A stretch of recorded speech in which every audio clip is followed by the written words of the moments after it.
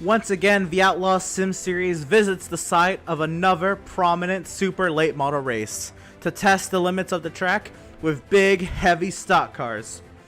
The paved half mile has been providing Floridians with lots of short track racing fun with its 15-degree banks and, of course, the Snowball Derby.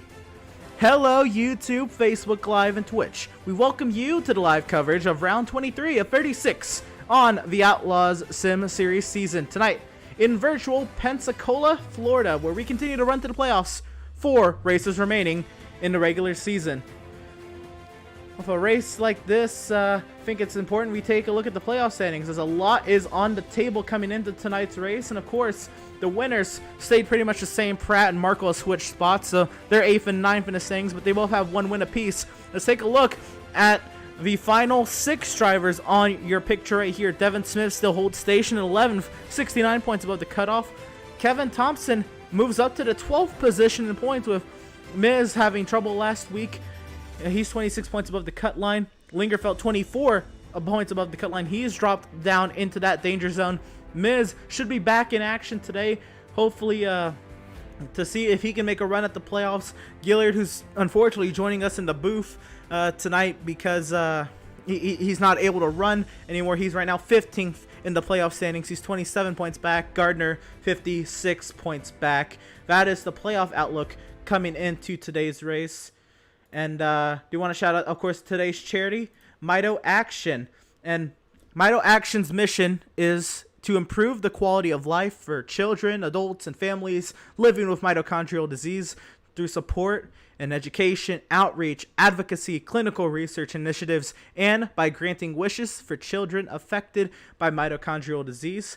Make sure you check out all about Mito Action and what they do to help people out at mitoaction.org. You can donate there, or you can donate on our Facebook page with the post referring to today's race. There'll be a donation button where you can donate straight between you, Facebook, and the charity. And yeah, anything helps, and anything that you can give to Mito Action. What a great foundation that they are and what they do for people. And yeah, practice is underway here today at Five Flags Speedway. And Five Flags, what a fun place it is. I'm joined in the booth by Gillard and Jacob Zala today. Jacob, how do we what can we expect out of such a high bank short track like Five Flags? To be honest, what I really think we can expect is wrecks. But to their say, we did back at USA we did have I think we had a clean race. I don't know if we had. I think we had like 2 cautions or something like that. So I mean, it could be clean. It could be a wreck fest depending on how the drivers feel, and especially with this track being banked. That's for sure. So there was some drivers we wanted to talk to for today, and of course, somebody we've been meaning to talk to a little bit this season, who's had some decent runs here and there, and has been steadily climbing his way up the standings, up the results sheet throughout the past few weeks. Brandon Richardson in that beautiful number 29 Toyota Supra. Brandon, how you doing? Pretty good. How are you? I'm doing great. So yeah, how would you say the season's been for you so far? It looks like you maybe got off to a little rocky start, but you've been steadily moving up the order, especially when we hit a stretch of short tracks earlier in the season. Does hitting some short tracks now give you some more motivation? I hope so. I'm really trying to make the chase here, but I'm not 100% sure that's going to happen. I'm just trying to kind of keep the car clean tonight, and we'll end up where we end up. Right on, right on. What's your expectations today at Five Flags? Now, I took a look at the short tracks coming into today, and besides Nashville, we've been pretty average or pretty good on cautions. What are your expectations? This is a tight little high banked track, that is. Yeah, I would like a top 10, obviously. But it just depends on if I can, hang on to the car enough and keep it clean. And I feel like going laps down are kind of huge, especially with this league, because the guys are so talented. And when you go a lap down early, especially on short tracks, it's kind of hard to get your laps back when it's, as well as we run on green flags and stuff. It's kind of hard to get your laps back. So hopefully I can hold pace and finish solid tonight. Jacob, you have any questions to ask Brandon? Being able to watch Sure. him You on know, track? I'll go ahead and no problem. I'll go ahead and throw this one out there. Brandon, what have you been doing to be able to keep yourself from moving up on the stat sheet here? I mean, you've been doing really well with these finishes. What have you been doing? Just trying to stay consistent, and I think it sounds a little bit silly, but sometimes I get a little bit nervous around these guys just because, we do run so well under green, and I don't want to be that person to cause a caution. So, just trying to be a little bit more patient and pick my battles better, and things like that. And overall, I guess just be smart. Don't go out there and do stupid stuff, and try to at least finish the race because, no matter what, it's not over till it's over. So, keeping it on the track's definitely key. All right, I think that's all that I have. All right, that's for sure. I know you shared the track with him, but I know Eddie's been on the track a little bit more with Brandon this season. Do you have any questions for Brandon, being that you've competed against him quite a bit this season? Oh yeah, I think me and Brandon's run really close on the track a lot this year, and he's always been a really clean racer around me. But what do you plan on doing to get yourself up into this chase and securing a spot, in these playoffs? As bad as it sounds, hoping for some bad luck from some people that are ahead of me. Sorry about your wrist, by the way, man. That sucks. Yeah, we raced really well together on the track. I'm just gonna try to finish as high as I can. I think my highest finish is probably at Pocono a long time ago, and then I brought her home 7th last week. Like I said, just try to avoid the wrecks because there's probably gonna be some here, and keep it clean, and hopefully I'll be there at the end. just floating along, doing my thing. Yeah, 10-4, man. I heard you mention getting nervous racing around some of the faster guys. Don't get nervous, man. Go get them. I appreciate it. Rock on. Of course, Brandon, wishing the best luck and glad to have you up here, getting you in interview and getting you some TV time. Do you have anybody to shout out now that you're I up here? appreciate it. I really just want to shout out my dad and just some of the. I've been trying to get some Twitch followers, and there's some people that have been helping me out. Friends of friends and things like that, kind of helping me grow my stream and things like that. I appreciate all them, but I appreciate you guys, too. On top of that, just because you put the broadcast on every week, and it's always a fun show, whether I'm in the race or not. I still watch, so I appreciate it. Well, rock on. You're always fun to see, and it's been fun to see claw for those spots inside the top 10, and hoping you can do that a little bit more as we get into the final third of the season. Best of luck to you tonight, and yeah, hopefully we're talking to you on the far side. Awesome. Yeah, good luck, guys. I Brandon. appreciate it. Rock on. And that was Brandon Richardson, and that's a great guy. I didn't know too much about him coming into this season. He was just a name and a car number to me. But the more I've seen him on the track, and the more I've seen like some of his clips from his streams, and how hard he works to try to move up the standings, as a lot of people do. And I know it's been really a grind for both of you also on the track, because this is a pretty stout level competition that everybody's going against each week. But I've grown to pretty much root a little bit for Brandon, hoping that he can work his way up the standings and maybe have a shot at the playoffs when it's all said and done. Yeah, I agree. Yeah. Another driver tonight. Oh, somebody with a destroyed car, but running a new little paint scheme tonight is that of Seth Berger, the driver who's top of the playoff standings, and yeah. That new paint and the giggles coming out of that 77 car. Oh, it pulled me out at the perfect timing, I guess. He got the giggles. How's that 77 feeling around here? It's feeling pretty good, man. I didn't have that much confidence going into it. I have some sort of speed at short tracks, but I'm never really comfortable. I'm definitely not comfortable here, but it's definitely comforting to see I'm at least in 3rd place for qualifying, if this was qualifying right now. Right, fair enough. So there again, new paint on that 77. Talk about it to us. Yeah, so luckily my cousin was able to sponsor me and Swift Motorsports team. Thanks for the funding, letting us race this week. But yeah, Aesthetic Air is just all about cleaning out the ducts and stuff in your house, so you're breathing that clean air. And obviously, a lot of people are going to want to do some spring cleaning around the house. It's going to push up a lot of dust, and Aesthetic Air can get the job done, clean all those ducts out, and have a brand new house duct-wise. Rock on. Top of the playoff standings, reaching a pretty tough slate on the schedule with all these short tracks. But you performed a bit at the short tracks too, of course, with your Nashville victory, and I think there's a couple others, but I can't recall them off the top of my head. How do you feel about this stretch of races? Bristol I lost out on. That's But, right. Right, second to Malika there. I mean, I have the same attitude going into every week, so I mean, nothing's really changing. I'm going to try to do my best at every track. As far as how bad I'm going to be, I don't know how bad I can be, but just going to, keep trying. And so far, it's worked this far this season, being at the top of the standings. So I don't see any reason to start panicking for a stretch of races or anything like that. Right on. Jacob, Eddie, y'all have any questions for Seth? I got one. Seth, first of all, how you doing? Doing good, man. How about you? I'm doing all right. You said that that sponsor you have there was your cousin. How do you feel like, having a family connection on the car?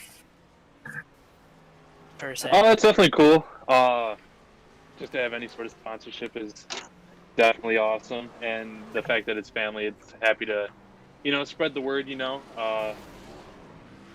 Get his own company going up and try to get us some more views. Yeah, I agree. That'll be cool to see, and then maybe his business becomes even more. Hopefully you get that one. You get it into Victory Lane today. Aesthetic Air on Facebook. Use code 77. Hopefully you get that thing in Victory Lane here today. All right, thank you.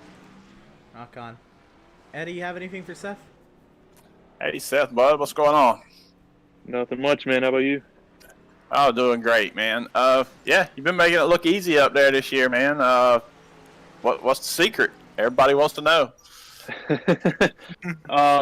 There's no secret, man. I just, I learned pretty much everything about every single track we race at during these practice sessions.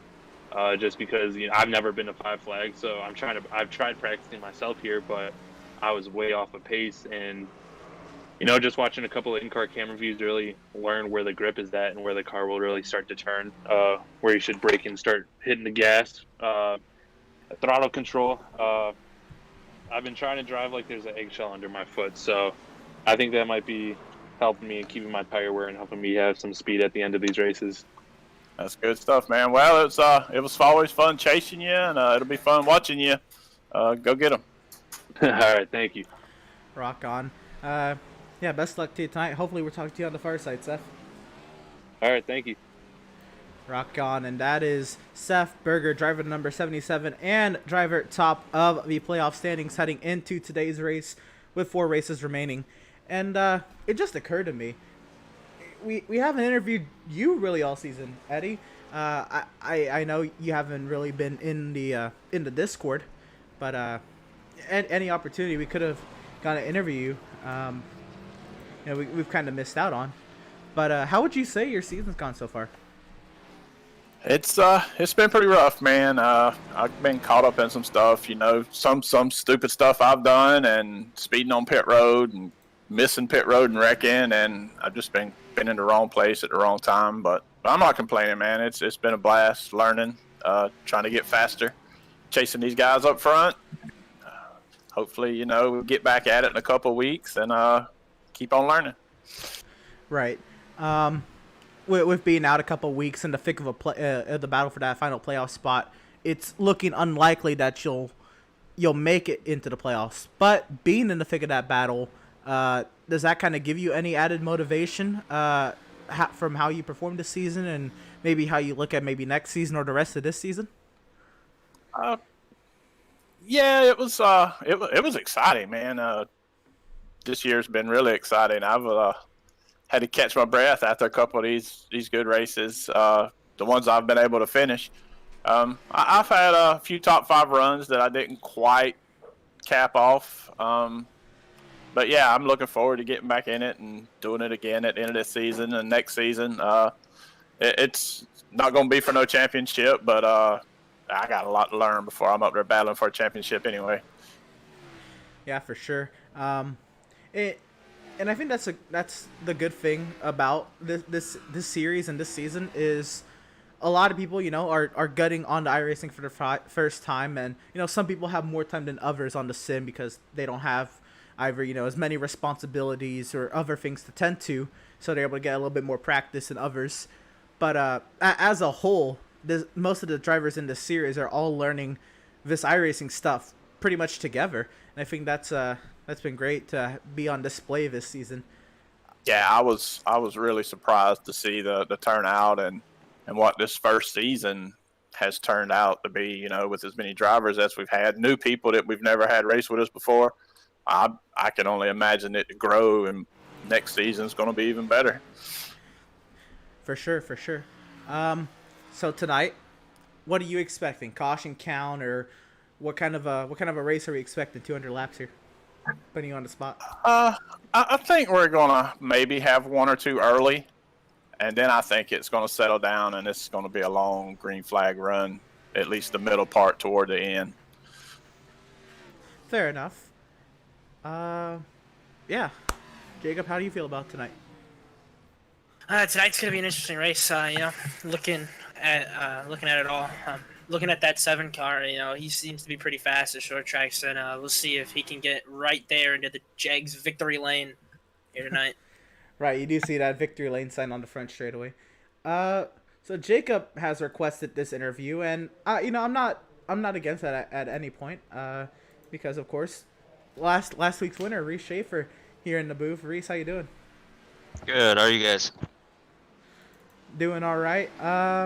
Pretty much this is a Jacob requested interview for the most part, but I do want to ask, after last week's race at Kentucky, are you feeling any sort of confidence coming into Five Flags, or just two completely different animals that nothing carries over? Yeah, I would say they're two completely different animals, to be honest. It's last week Kentucky. It's a smaller racetrack, but there's a lot of speed, and this one is just basically you turn more than you go straight. So, lap time wise, I'm not doing too bad on the charts, but I think I don't know if I can get up to that speed. I think I don't think tire wear is gonna be too bad tonight, which is good. So I think a faster car will definitely be better, but I guess we'll just see what happens. So. Right on. Well, I'll let Jacob conduct the interview. I hear he's got some banger questions for you. Yeah, I do. Reese, how you doing, buddy?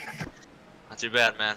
Not too bad. All right. Going back to last week, I gotta ask. Going back to last week, that when you got, what took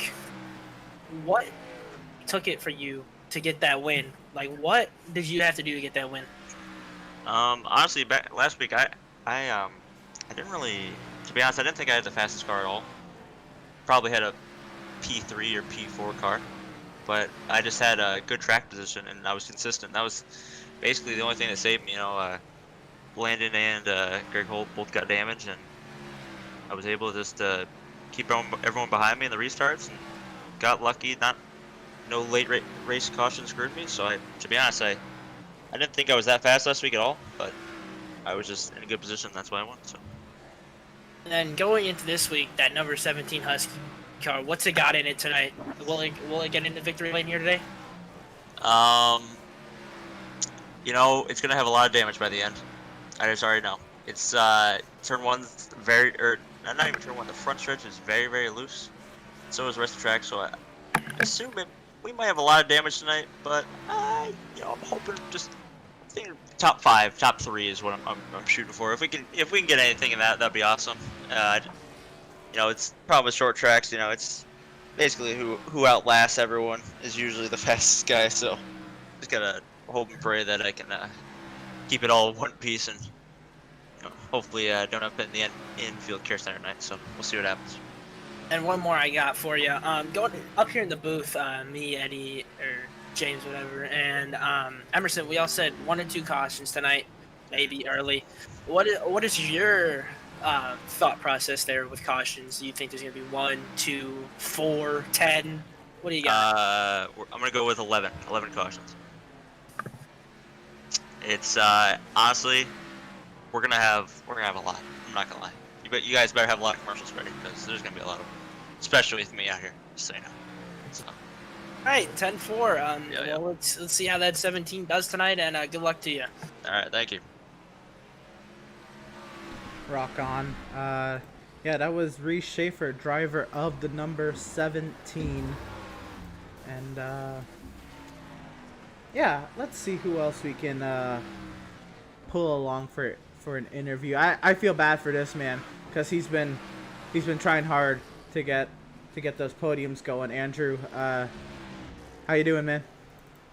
Good, Emerson. How are you? I'm okay. Yeah, mainly I've been really feeling it for you, man. That 2 weeks in a row, 2 podiums, lost in the final lap. How do you feel going forward from that? It is what it is, man. I don't know. We're focused on this race now. You know, that's all in the past. We're sitting top 5 overall in points. We're this race is scaring me, to be honest. Watching practice, not really sure what to expect. Right.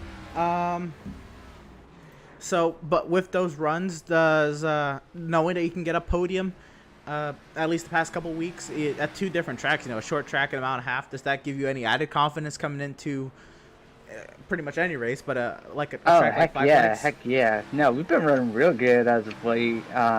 Going back as far as Darlington, I was running, I think, 3rd, and I lost internet connection, so that killed my night. So we've been running good. We've been in the top 5 pretty consistently. So not too surprised at this point. I think the field in general has gotten a lot tighter, and people have definitely gotten better, and I feel like we're one of them for sure.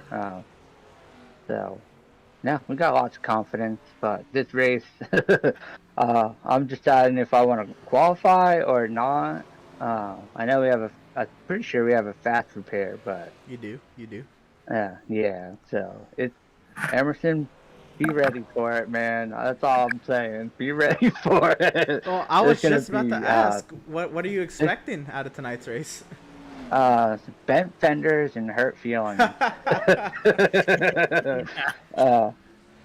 And I'm hoping our right side beat up and not our left side, because the right side, eventually you're just going to have to root them out of the way when it comes time. So hopefully it's our right side and not our left side that's got all the damage.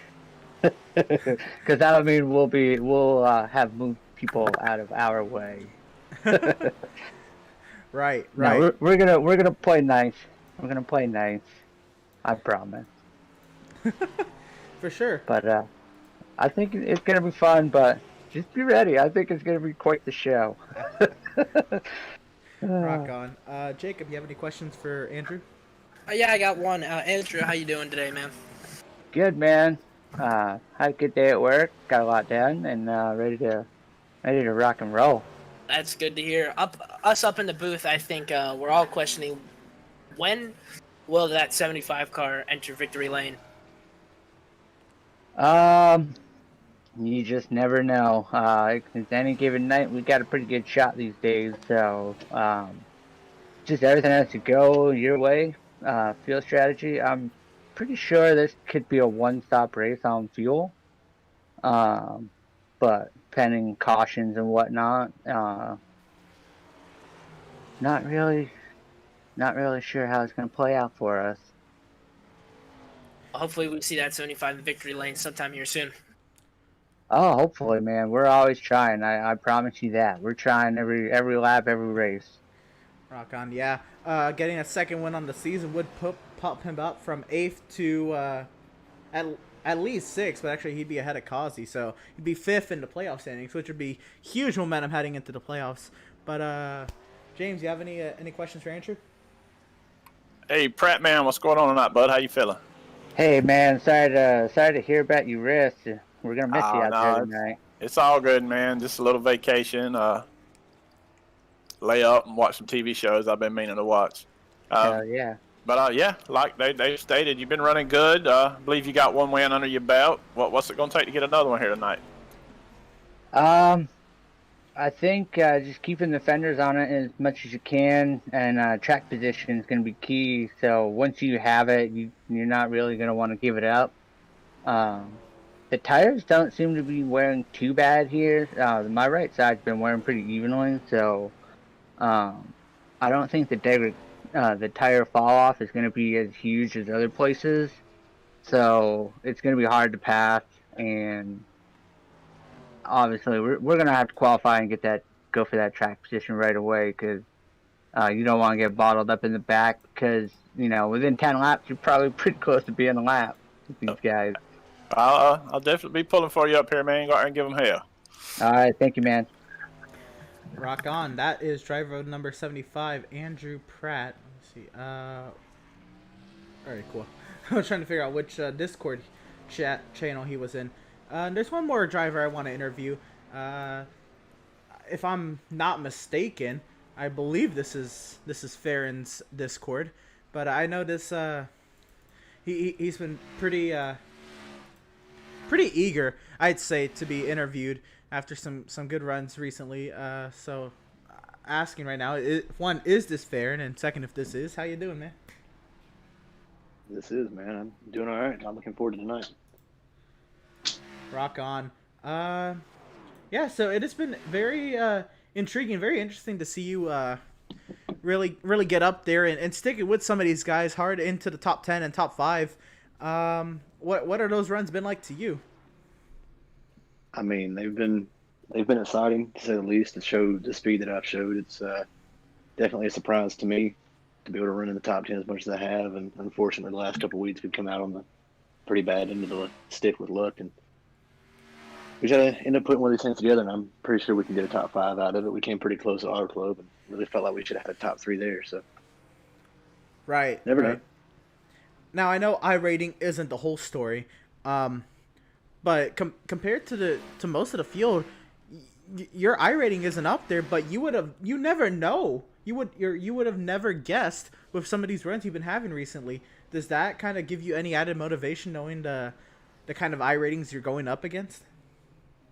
Yeah, man. I mean, it just goes. I want to go out there and prove that just because my number's lower than everybody else's by a substantial amount doesn't mean that I race any different than any of these guys. I come out here every week and run hard as I can and clean as possible. And, definitely hearing every week in the stream about it definitely gives me an added fire to go out there and perform good. And honestly, last time we was on a short track, I qualified top 10 and wrecked on lap 1. So just looking for a better result tonight. Right. Well, speaking about tonight, what are we expecting out of this track tonight, and what kind of a race are we expecting? I really don't expect a lone green flag run. Maybe late in the race, once everybody's cars, either we have a lot of people either off the pace with damage, or the track tightens up to some people. But really, I'm worried about entry tonight. It was really loose on entry over that practice run right there. And honestly, I think it's about keeping the car clean. If you can keep the car clean all night and keep yourself up there with strategy, I feel like you got a chance to win it. Rock on. Never know. Rock on. Jacob, you have any questions for Farron? Well, first of all, Farron, I've asked everybody this today. How you feeling? Concerned. Really worried. Second race with a new wheel. We'll see how it goes. All right, and I think I'm just gonna go with one question here. I've asked almost every single driver this, besides maybe Pratt. Prediction on cautions. What do you think? 1, 4, 12, 15? I don't think we beat the record tonight. I think we come out about solid 9, 10 cautions tonight. I think a lot of it's just going to be aggression early and drivers not really watching how they enter the corner and meet somebody and washing up and flipping the quarter panel and starting a big mess in the corner. This is a very wide track and a lot of heavy braking. I feel like a dive bomb going wrong is going to cause a massive wreck early on. But I say about 9 or 10. I don't think we beat the record from Nashville. I believe it was. I do know that's two more than reset. So reset 11. So we'll see what happens here tonight at Five Flags. Rock on. Eddie, you have any questions for Farron? Hey, Farron, how you doing tonight, bud? Doing all right. Can't I heard you mention, sounds like you think we're going to have a lot of cautions, and I heard you mention it's really going to be detrimental to keep the car clean. What are your plans to keep the fenders on that 20 car so you can be there at the end? Hopefully, just stay out of everybody's way. Honestly, I ain't got a lot of speed in practice right now, and honestly, I'm just looking to make a long run count. Last week at Kentucky, I put myself in a pretty bad situation there towards the end on strategy, and we all know how that went out. You thinking? I didn't mean to cut you off. You thinking about not qualifying, starting in the back, trying to see what you can do on a long run, or sounds like you're expecting a lot of short runs? I am expecting a lot of short runs. I do want to go with the track position. I qualified at every race we've been at, and I think starting up front, kind of getting the feel for how the drivers up front are going to run, pays off in the end. So we're going to go out there and qualify, and hopefully we can put it in top 10. I think we're sitting 14th on the chart right now, last time I checked. So hopefully we can put it in the top 10 tonight at the end of the night and come home with at least a morale boost because we've had some terrible luck the last couple of weeks. All right, man. Have a good night. Good luck. And we'll be pulling for you.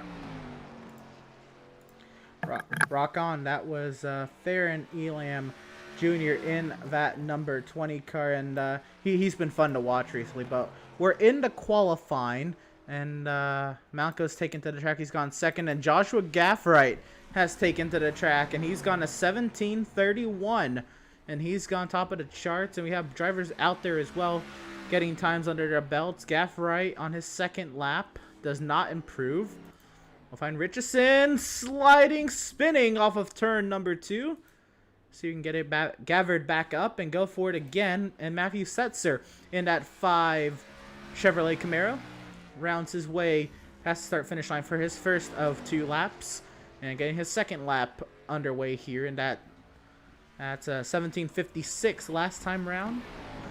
Only 3 times so far on the charts. Looks like a lot of people waiting it out. Gardner's gone third quickest. Setzer's second lap puts him. Yeah, I think everybody's worried about the wrecks, and that's why they're all sitting out there. I don't think, we'll see too many people come out for qualifying, but we'll see what happens. Well, if everybody doesn't qualify, then not everybody can be at the back. Yeah, I agree with that one. Eddie, what would you be doing if you're in the car tonight? Qualifying, not qualifying? I usually don't qualify. I try to just hang at the back, and hopefully I like the long runs. My car seems to do a lot better on long runs. I would definitely be starting in the back, no doubt. Right. Max Service has gone top of the charts. Pratt's gone second. Kazi has gone third quickest, so we got some time. Andrew Pratt, he actually went faster on his second lap. A lot of drivers go fastest on their first lap, Max Service included. Joseph Kazi will also not improve on the second lap. And it seems like everybody's doing good on the first lap, which is detrimental in qualifying. Usually it's the second lap is the fastest lap, but tonight it seemed like that's not the case. Yeah, that's interesting. A lot of places you'd see that, and maybe the first laps are doing better, maybe because of the run you can get on your warm-up lap. It gets kind of weird at short tracks because depending on where pit exit is, you could get a better run. It kind of all depends. But Greg Holt's first lap will put him top of the charts at a 17:21. Just did not mean to click off of him, but he's working his way through turn 3. Reese Schaefer has taken to the track. We'll see what Schaefer can do right after we finish Greg Holt's second lap, which improves by 1/1000th of a second. That's nuts. Reese Schaefer and that Matt Kenseth-esque throwback, I'd say back to 2013, 2014 with that number 17 Husky livery. Puts him 4th quickest right now, 17:28. And working him work his way around the track for his second lap. Theron Elam Jr. Seth Berger has taken to the track. Berger Nation rise up as your star driver heads out to the track. Reese does improve, but stays 4th quickest. It's a 17:25 for Schaefer. Theron Elam's first lap puts him 13th quickest at a 17:63. And here's Seth Berger coming to the line. Let's take a look at the chat. I have a lot of people in the chat. And top of the charts for Seth Berger. Wow, what a lap from Seth Berger.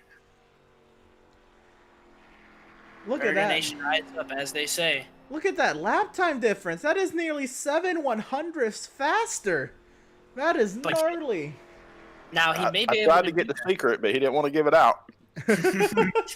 Now he may be able to do that in qualifying, but will he be able to hold that pace for the entire race?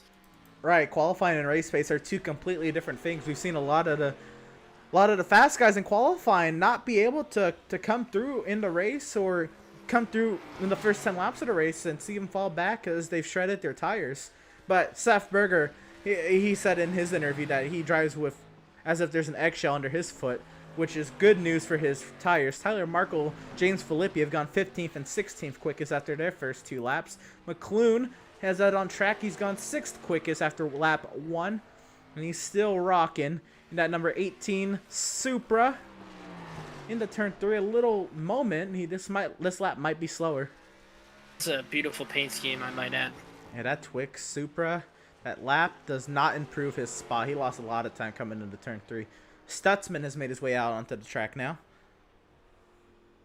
Seems like everybody wants to qualify. Yeah, maybe people were just waiting. Stutzman going very slow on his first lap. He is swerving, that's what I see. Getting the tires extra warmed up. This is maybe a strategy out of Stutzman to find some sort of advantage in that 71 Viagra Ford Mustang. Stutzman's got all the strategies. Will this be one of them? One of his many.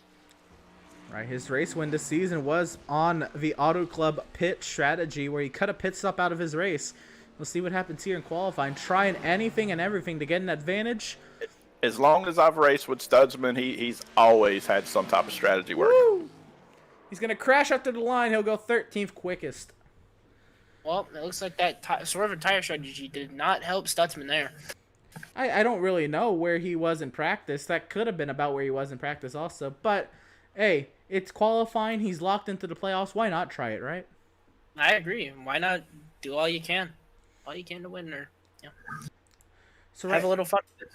Right now, we're on a quiet track. I once again want to shout out today's charity, which has allowed us, and the reason why we broadcast the final 30 minutes of practice is to shout out a different charity each week to give them recognition and any support we can give, because especially in the time like now, charities aren't operating on full power, and any help they can get would be great. But today's charity is Mito Action, and their mission is to improve the quality of life for children, adults, and families living with mitochondrial disease through the support, education, outreach, advocacy, and clinical research initiatives, and by granting wishes for children affected by mitochondrial disease.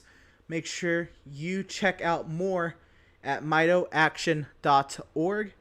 You can also donate there, or you can donate on our Facebook page where we'll have the post that is referencing today's race, and there'll be a donation button right under that post where you can donate to the charity itself, and it goes straight between you, Facebook, and the charity. Of course, anything and everything helps, and hopefully you take the time to at least learn a little bit more about what Mito Action is. Before today, I did not know that this foundation existed, and it has been very, very intriguing and very eye-opening for me to learn about what Mito Action is all about. I want to take a look at the chat. I know the chat's been very, very busy today.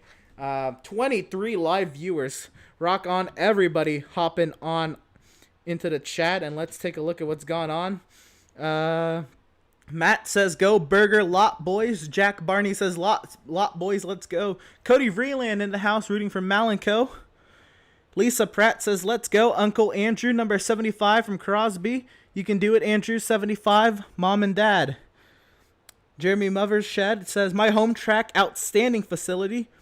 I got 2 words, says, go get that pole, Elam Jr. Mark Berger says, Burger Nation. 2 words says, wow, my jaw dropped when I saw that lap. And Andrew St. Cour says, let's go, 81. Mark Berger's in the Facebook chat shouting out Burger Nation. And love to see all the support for all the different drivers. And the more we can grow this series, the better it can become on and off the track. Again, thank everybody for tuning in. It's going to be a fun night tonight at 5 Flags Speedway in virtual Pensacola, Florida.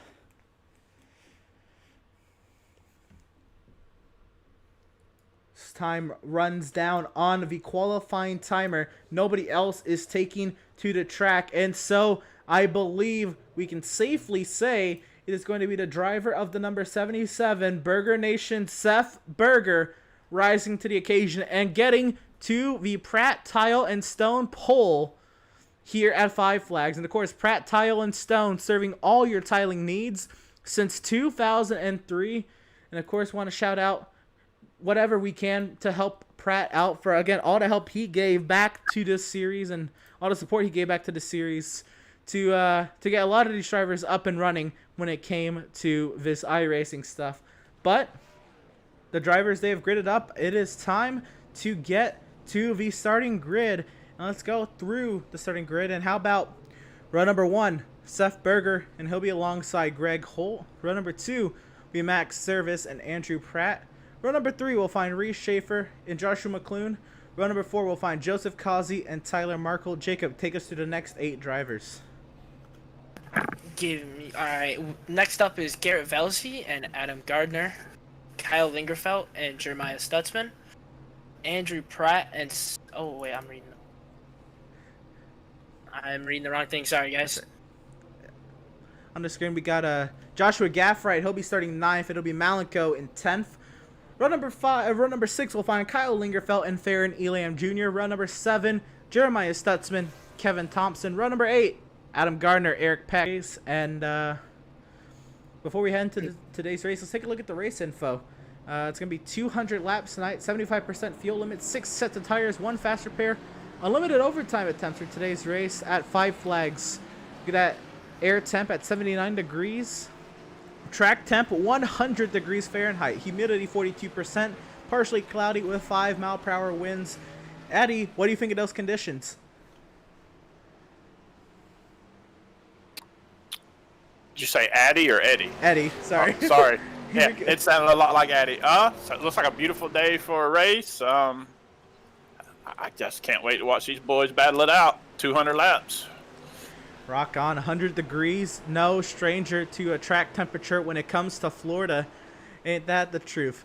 But how about this group of 11 and a half rows of NASCAR Xfinity Series cars working their way through the high banks of Five Flags Speedway, and it's going to be Seth Berger on the front row with Greg Holt, who's been so competitive in that number 3 car. Row 2, of course, Service and Pratt. The pace car is off into the safety pit lane, and we are gonna get to racing at Five Flags. Green flag is in the air, and Greg Holt gets the advantage. Now in turn 1, Seth Berger takes that advantage that Greg Holt had, and he pulls away with it. Now can he keep it? Got him clear. How can he hold this lead? Yeah, very tight, and Max Service trying to join his Swift Racing teammate up front, and it's a gaggle of cars back here. Andrew Pratt losing a little bit of touch as Causey is working his way by to 75. Causey will slot into 5th position. Very tight race here today. Yeah, it's also tight off these corners. And how about Gaffright and McClune, a couple of Joshuas right behind another Joshua of Malenko there in the 7 car. This is all going on in front of Tyler Markle in that 42. This is a battle back here for this 7th position. Can he get the run?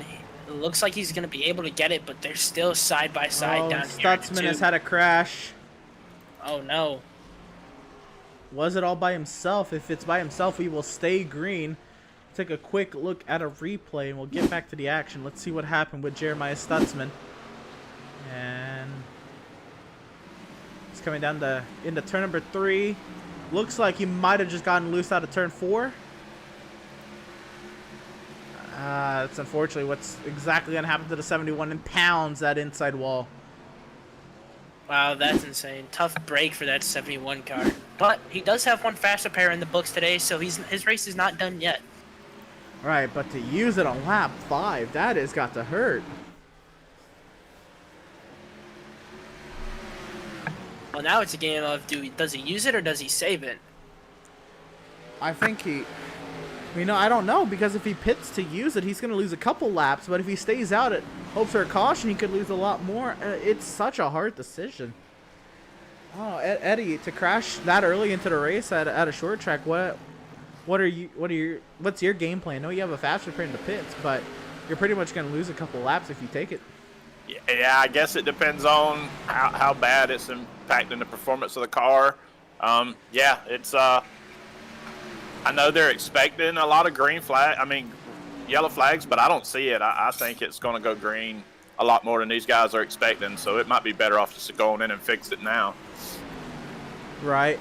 Well, we continue back up with the action up front, and it has been Greg Holt working his way back past Max Service, and Holt now trying to find his way around the 77 of Seth Berger. Right on board with Greg Holt as he is hounding the back end of Seth Berger.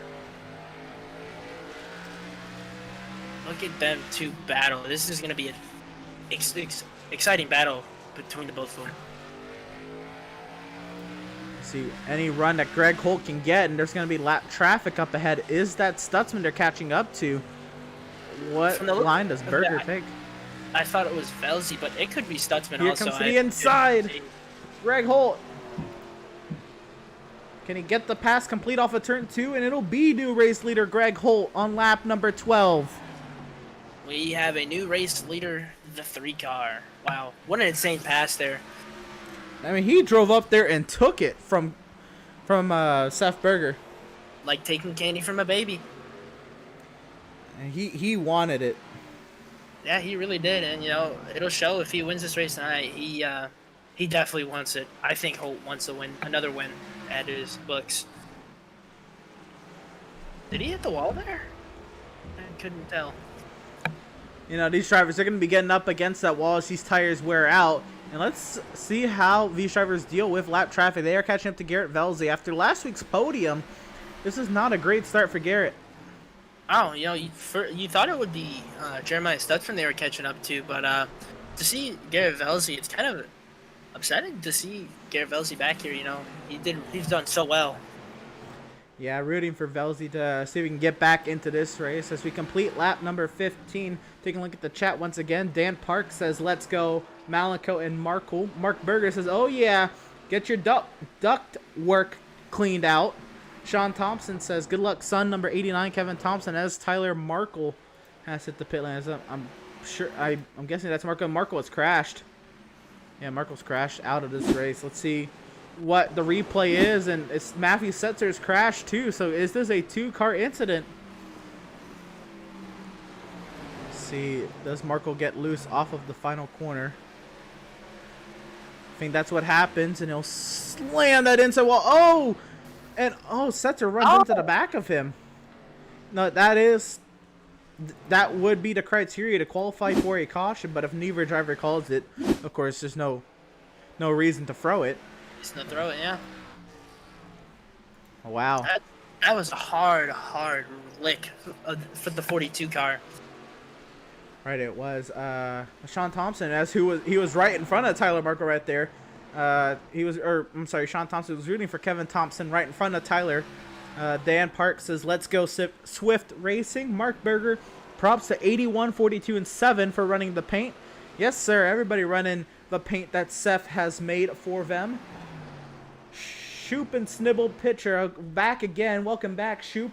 Number 1 Lingerfelt fan back again. Let's go. Number 65 going for the win, baby. Cade says, Burger, baby. 26 viewers tonight. Again, thank you all for tuning in. Hopefully, this will be a fun night for you all. The battle for third is heating up between Max Service and Reese Schaefer. And Reese Schaefer really pulling up the speed here. Can he get it done with the pass on Service? Yeah, Schaefer trying to find his way around the 81. Now, normally you try to be patient in a 200-lap race, but at a track this small, if you're too patient, you could end up getting lapped. Now, I don't think Reese will get lapped anytime soon, but you definitely don't want Greg Holt to be getting out to a large advantage. Yeah, that'll be a big game changer there if he gets right out to the lead and takes it. Then we start getting lap cars, and then the look for the win is over. And it looks like Jason Miz has maybe caught the apron. No, he's on pit lane. Maybe he took a fast repair, which you don't want to see happen already. Oh, he jumped to the pit lane. Let's see what had happened. Huh. Weird. Not entirely sure what had happened to Jason Miz. We'll get back to the action live, and we'll join this battle for third, which is now heating up with 3 cars now. It is Service, Schaefer, and Kazi going at it for third. Now, if you're Schaefer, do you save your tires and give it up to Kazi, or do you keep trying to go at Service? You know, I don't know. You know, Kazi's fast pretty much everywhere. I mean, but you're also fast if you're in the 17 car of Schaefer. Do you let Kazi through and then try to battle Max Service and let, you know, Kazi maybe do the heavy lifting? I don't know. That's interesting. It's really heating up now. They're getting Oh, here comes side Reese. by side. He's sending it. 3. He is sending it. Can he get there? Oh boy, this is gonna get tight. Side by side racing going on here at 5 Flags. Schaefer looks like he might get it off of 2 here, and he does. Now yeah. Kazi as well. And now Malenko into the mix. Malenko looks like he's had some front end damage, maybe already using that chrome horn, getting up into the 6th position, and he's looking to get around his teammate soon. And, you know, we came into this, you know, thinking Malenko would take it away, lead the laps, and to be back here in 6th, you know, it's Whoa! Oh, Service sliding up. Yeah, way up the track, Malenko, and looks like Pratt will move on by as well. They'll go side by side. But, yeah, I mean, Malenko, he was 2nd in practice, and whoa, big moment for Pratt. So I don't know if Malenko got 2nd in practice over a long run or if it was his qualifying pace. I'm not entirely sure. But the battle continues here as Reese Schaefer and Joseph Kazi work their way through lap traffic, becoming a huge factor. Filippi was down on the bottom. Setter's letting these drivers by now as well. This is getting intense up front. Well, way up front, we'll find Greg Holt. He's in his own league already. 2 seconds ahead of Seth Berger. Battling through lap traffic. Greg Holt, he said, Seth, I'm taking this lead, and you can do nothing about it, and I'm going to run away with it. That's how the race has been so far, and it's crazy to see. That's definitely what it looked like. I mean, that was gnarly. Shoop and Snibble says, nothing but respect for Berger, but he will be fighting for 2nd, watching my boy Lingerfeld take the checkered. Ooh. Ooh, wow. Love the fight, though. I love the passion. Like, Right, that is a great thing to have. Hopefully, Yeah. Lingerfeld can get it done. That would be fun to see. Currently sitting 11th right now as we speak. Yeah, not too shabby, but some work to do. If he's going to get up there, he's got to work his way through Gaffright and Elam. Oh, Pratt just went around. Oh, no. Oh, he was battling Malenko. It was all by itself. Looked like he got loose just coming up off the turn. Put the power down a little too early. Oh, man. And Velzy's had a crash. Oh, no. Oh, it looks like they're about to have a crash there. A lot going on right now, but Pratt right now in the 10th position. Let's take a look at the replay and see what happened to Andrew Pratt.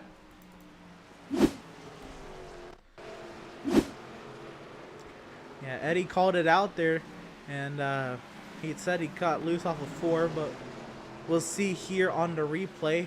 How bad was it? Yep, it was.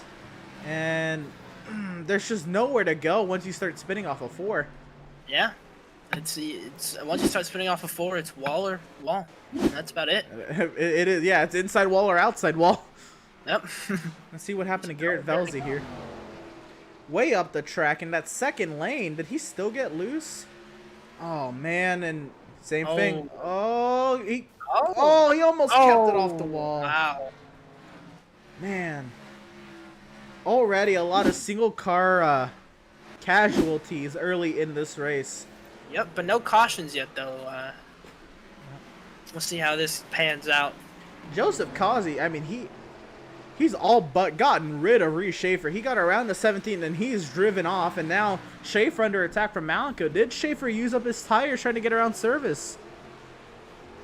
See, I think that's what he did, and, you know, like we were saying, you know, maybe Schaefer should have let Kazi go against service, and maybe that would have saved his tires, and now it looks like he's falling back.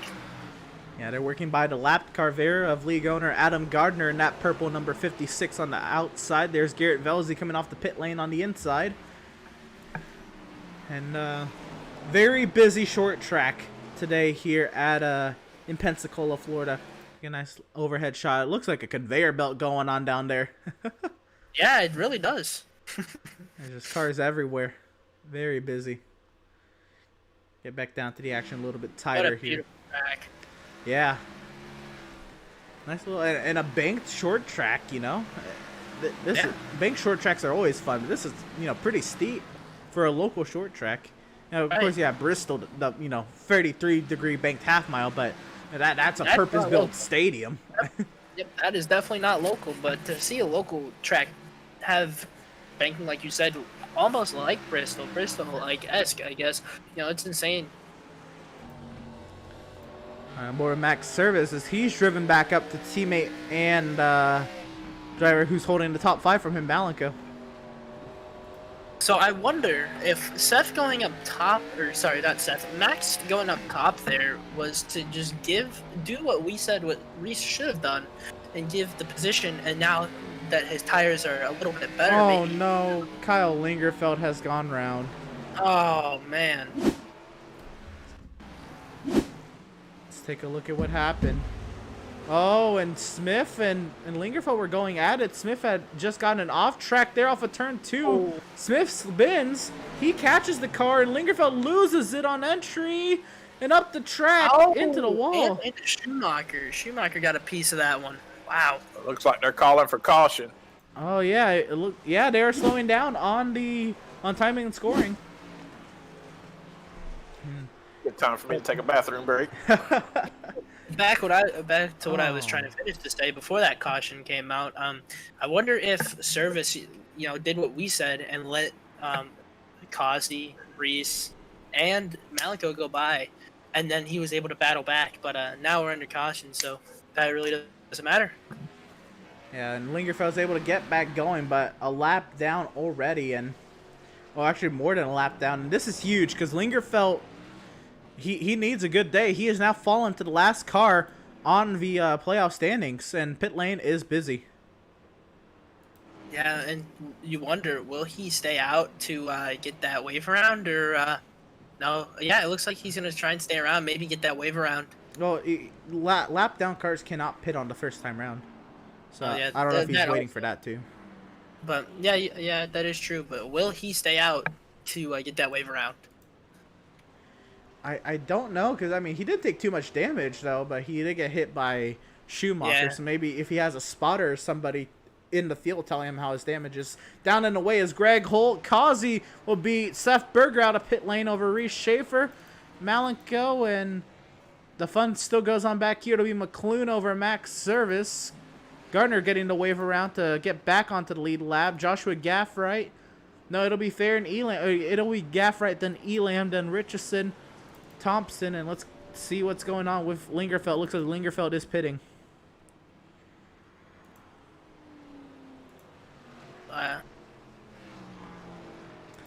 That seems to be the case. Let's see. Looks like we have a little bit of time. We can maybe get a quick interview in, and let's see if we can talk to the driver who is up front right now in today's race, Mr. Greg Holt. And Greg, what a move you did in those first 12 laps to, after losing, falling back to third, getting through Service and Berger, and then driving off with the lead the next 40 or so laps. How you feeling, Greg? Just getting into a rhythm. It feels good so far. We'll see how it goes. See if we keep the tires under it. Now I know we're only at the 1/4 mark of this race, but are you shocked that we went 50 laps before seeing a yellow? No, I mean once you make it past 3 or 4 laps, the car, the tires gain a little bit of grip, so it's drivable. You just got to take care of it. Be patient. That's why instead of fighting on the outside at the start of that thing, I figured I'd just let them go and then wait till I get the tires under it and go back after them. They're gonna extend this yellow here. I was gonna say if this is the true one to go, we'll get you back to it. But we can ask a couple more questions. I got Oh, go for it. I got one question for you, Greg. So when somebody is passing you, is your goal to fight with them, or are you gonna let them go and see if they use up their stuff trying to pass you, and then you'll be able to get right around them? It depends. Outside on a restart like that, you're not really going to be fighting with anybody, you know? Like, it's not going to happen. There's not enough grip up top yet, or at least I don't think there is. I mean, I got a great jump on the start, and there was no way I was going to get off the corner hard enough. Right. Well, So, I guess it's going to depend on where we're at. If they get a good run on me, I'll let them go and then work my way back by. The end of the race, I may try to make it harder. okay. They extended the caution. I was rushing to get you down here at Discord channel, but I can take a quick second. Yeah. Have anybody to shout out for your run so far? Yeah, I just give a shout out to all the guys at Performance Sim Sports and the guys I'm running with in chat. Hopefully it stays clean and we have lots of fun. Rock on. Well, we'll leave you back to it. Best luck to you, and hopefully we're talking to you on the far side. All right, thank you. Good luck, Greg. Thanks. Rock on, and that was race leader, driver of the number 3, Greg Holt. And yeah, getting ready to get back to the action here at Pensacola, Florida's Five Flags Speedway. And they've extended the caution another lap, so it'll give me a chance to shout out what's gone on in the chat. Mountie Champ says, "Come on, Joe." Now, I don't know which Joe you're talking about because there's a few Joshuas and a few Joes in this field.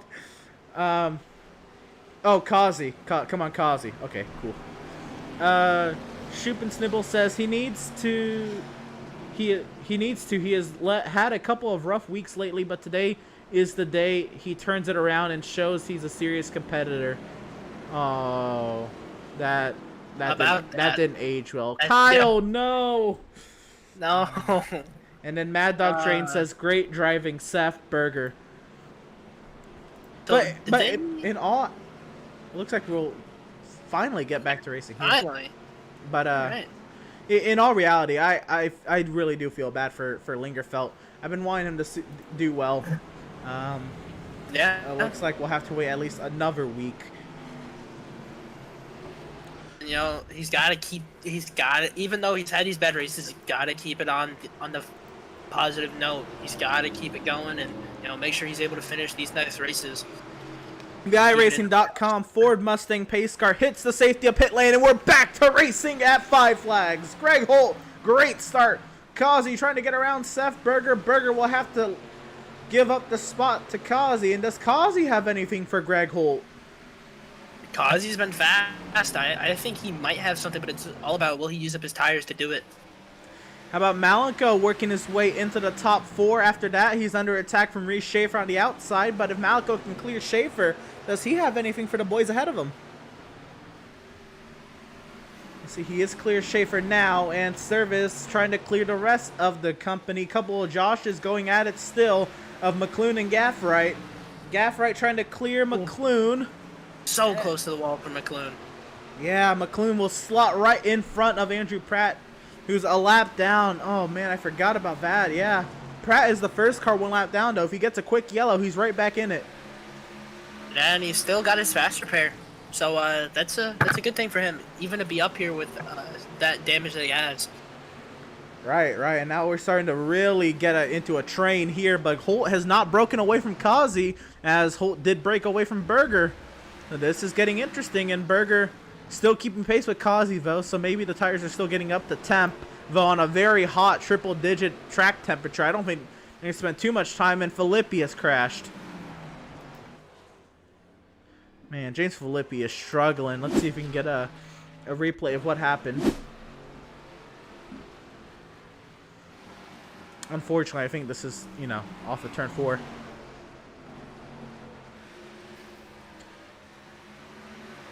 And that's exactly what's going to happen. He'll put into a barrier. Wow. He'll get back going. Both of the Viagra cars not really having a good results at the moment. Jeremy Stutsman's back on the lead lap. Jeremiah Stutsman's back on the lead lap. It's good news for him. He is 12th position. Jeremy Mothershed says, Damn it, Kyle. Yeah, that one does hurt. Yeah, that one hurts a lot. But hopefully he'll be back, and he'll give these boys something to talk about next week. But what's going on up front? The Swift Racing boys going at it for third. Berger, he's under pressure from Malenko. He's not under attack from Malenko. Malenko's not gonna, rough up his teammate too much. And I think Filippi's had another crash, boys. Oh wow, man, another one. And turn 4 has been the killer. Oh, maybe this one wasn't 4. Oh no. Let's see, what was this off of turn 2? Oh, maybe he just pull off? Oh yeah, he pulls off. Just pulled it off. Yeah, I think that'll be the stick in the mud for his race here tonight at 5 Flags. Yeah, I mean it was a rough little day for him, so I can understand calling it quits. Yeah, I mean, with a couple of wrecks like that, and maybe I don't know if he wrecked after and maybe used fast repair, but even if not, still having that fast repair, I mean, it's still rough. Farron Elam has crashed in turn 4. And he's. Oh, that's a bad spot. Oh, here comes the whole field. The whole field. Oh no, Richardson hit him. Oh, I don't know what to do in that spot. You got to get going at some point, but there's not a whole lot of room. I think he had a little bit of time there with those 3 cars that passed him, but I don't know how close they were. I wouldn't chance it, with the leader coming by. That would have been very bad if you drove in front of the leader. Yeah, I agree. I mean, the decision to sit there, I mean, that's a good decision, but Richardson almost got the worst end of it. Yeah, Richardson got the worst end. Almost cost a lot of other drivers the race. Let's see what happened to Theron Elam. Looks like he got loose all by himself, trying to save it. Gets hit by Setzer around, and once he sat there, he held the brake. I think he could have went right here. He had a lot of time, but I don't know. I get being scared to do it, and then now with the leaders coming by. Oh, that was Pratt who hit him. Hopefully that's not a lot of damage, but Pratt already has some front end damage, and he's not used his fast repair. Yep. So he could definitely use it later in the race. And he's the first car a lap down, right? So he should be fine. And Andrew Pratt's still the first car 1 down. He is battling Adrian Schumacher though. Schumacher's there, and they're not too far back though. Pratt has to stay on it. I don't know if he's got any front end damage after that, but he can't take it easy. He's got to be on it because Schumacher's not too far away. Now drivers working through lap traffic of Velzy and Peck. Man, I do have to say, Eric Peck is running a beautiful paint scheme tonight. I do like that. Is that a Verizon car? I like that. Yeah, that is a Verizon 5G. I think I forgot what team is running that paint scheme. Oh, I think it was the 33 car. I think is running the Verizon 5G. Yeah, Penske. Verizon's a Penske sponsorship. Yep. So good to see that back in NASCAR, and good to see it back here on the track here tonight.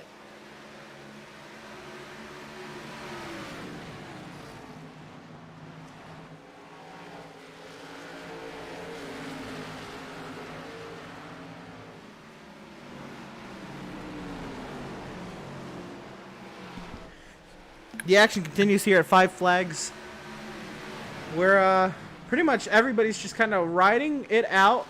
Greg Holt has not been able to open an advantage on Joseph Kazi. I mean, an advantage of 0.4 of a second as compared to 2 seconds, but not as much of an advantage. And Kazi under attack from Berger. Berger, trying to find his way around Kazi.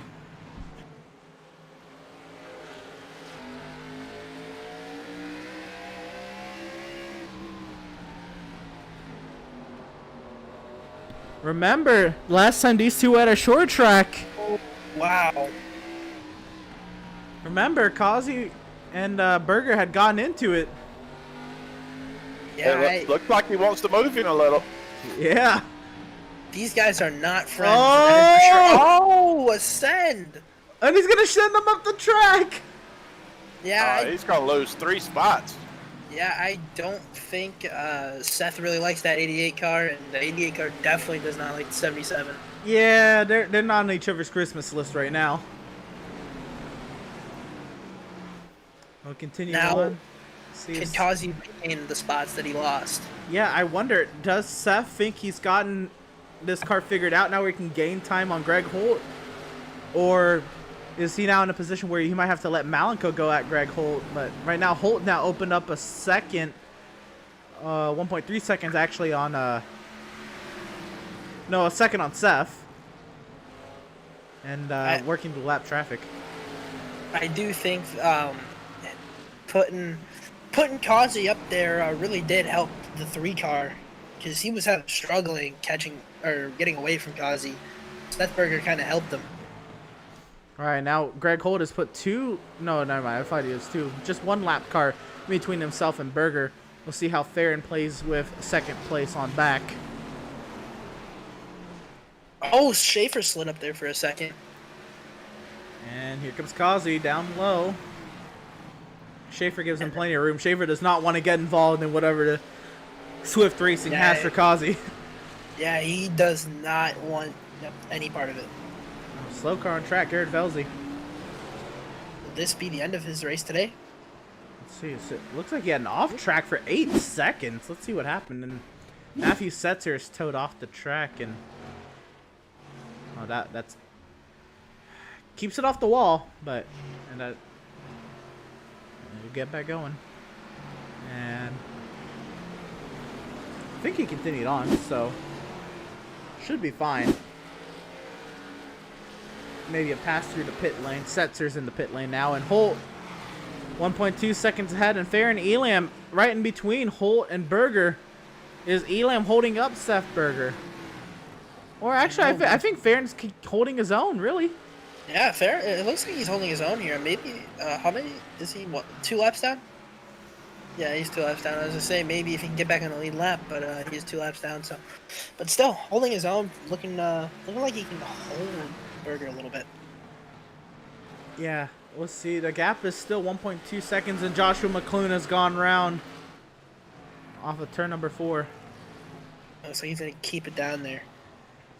Yeah, hopefully nobody else joins him down there at that same time. Oh, it looks like he pulled off. Yeah, hope so. Let's see what happened. Pretty sure we know what happened, but let's see the aftermath.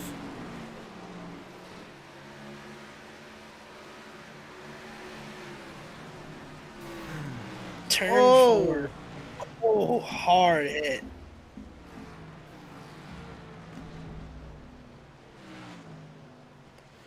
Yeah, and he'll tow off the track.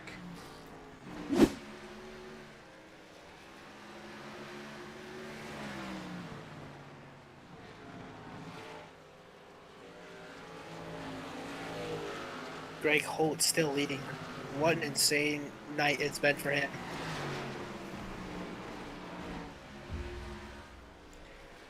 Now, Yeah. Malik is in second. Can he catch him? No, he's in third. Oh, he's in third, sorry. I thought, well, he's going to be catching, it looks like he's catching Seth here, so if he can put the pass on, Malenko might be a factor at the end of this race. The next driver now, the first driver 1 lap down, has now shifted to Adrian Schumacher after Andrew Pratt had an off track. Let's see what happened to Andrew. Oh, loose off of turn 2 and drives it through the grass. Yeah, Schumacher up there in that 82. You mentioned something about that paint scheme. You really like that 82 car, huh? Yeah, I do, dude. I going back to the Scott Speed days and, Red Bull racing, I always had a love in my heart for Red Bull racing, and those paint schemes, the silver paint schemes, I loved them. Yeah, I did like those Red Bull racing cars. They were very noticeable on track. Here comes Greg Holt to put another lap on Eric Peck. Looks like he'll do so, and Malenko is still, he's losing touch with Seth Berger slightly, and Holt's opening up now close to 2 seconds on Seth. What a fast night it's been for Greg Holt, and I know I say it time and time again, but he's really pulling out the strings here at Five Flags. Here's the meat and the potatoes of the field right here. Gaff right under attack from Max Service. Max Service is gonna send it. Can he get it? And he will force his but way he clear, and get it. Schumacher's crashed. Oh no! Now is that gonna? Oh wow! Oh man, he just got the lucky dog, or he got into position to be the lucky dog, and he just went a lap down to Pratt. Wow. Insane. That's close on the exit of 4, so let's see what happened. Looks like he got loose in 3. It's probably what's going to be the cause of this accident. Oh, he had a little help, maybe.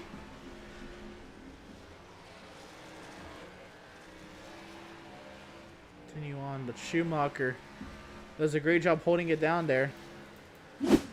Take another look at it. We'll watch from the back bumper of the 82. If he did get help or not, we'll figure out right here.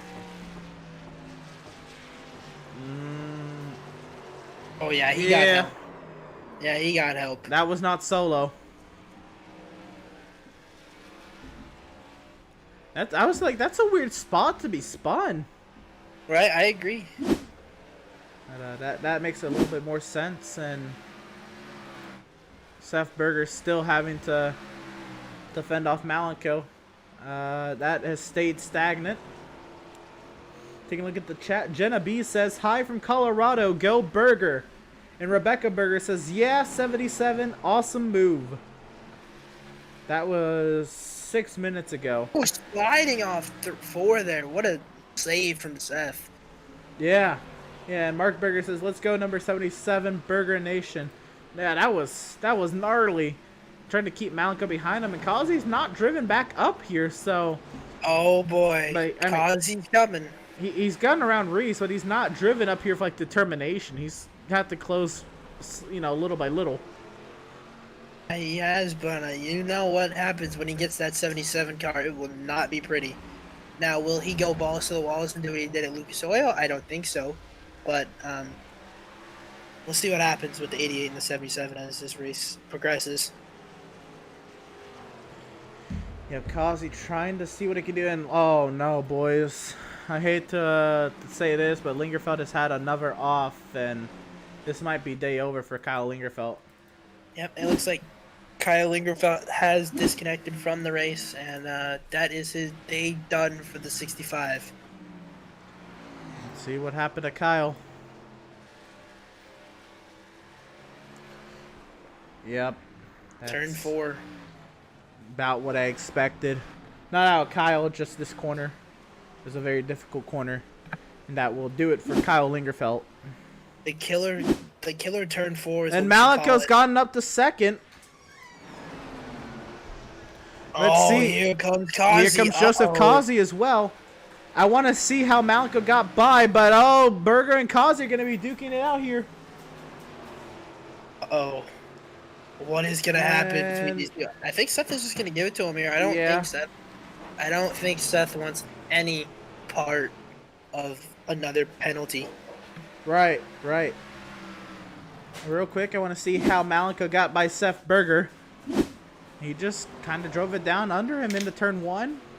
Off of turn 2, he had to power by. Maybe Seth let him have it because he's his teammate.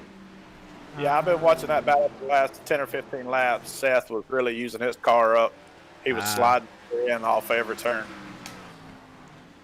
Yeah, and then Kazi took advantage of it as well as he should have.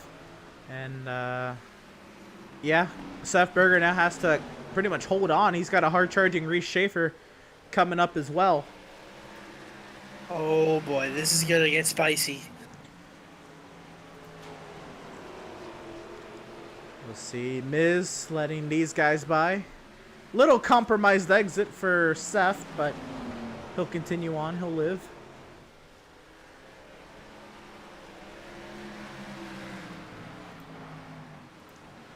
See Max Service here. He has Matthew Setzer in between him and Reese.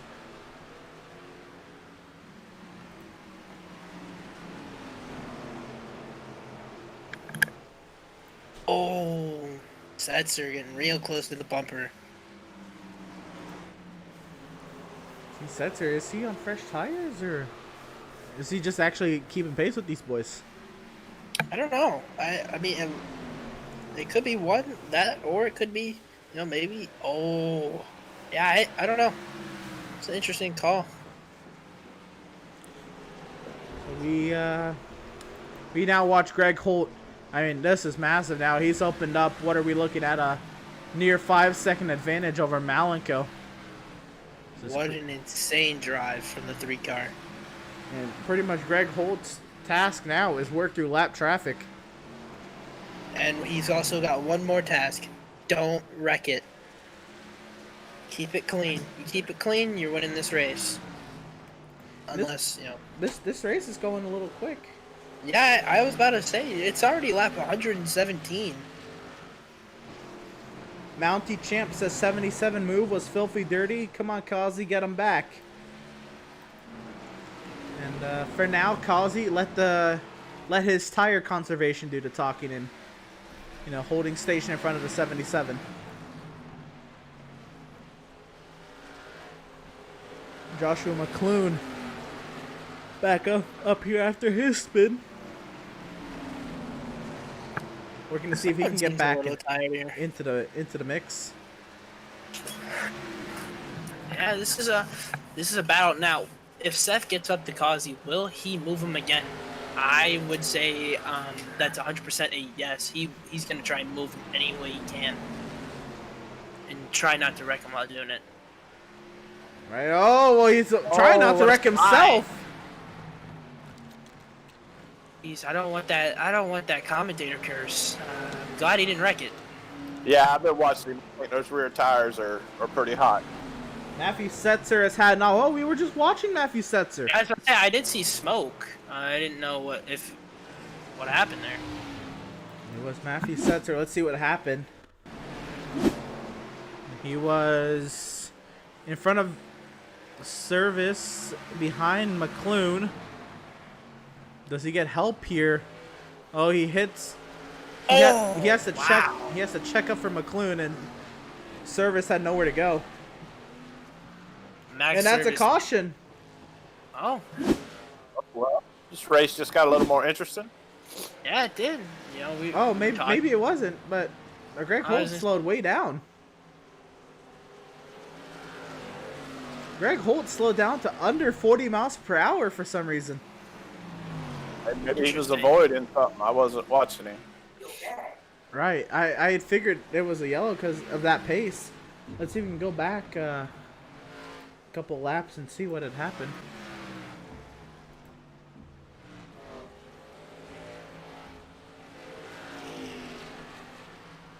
Looks like a clear track in front of him. Oh, he got loose. He almost spun himself. Oh boy, that commentator curse was coming for me there, but he saved it. Wow.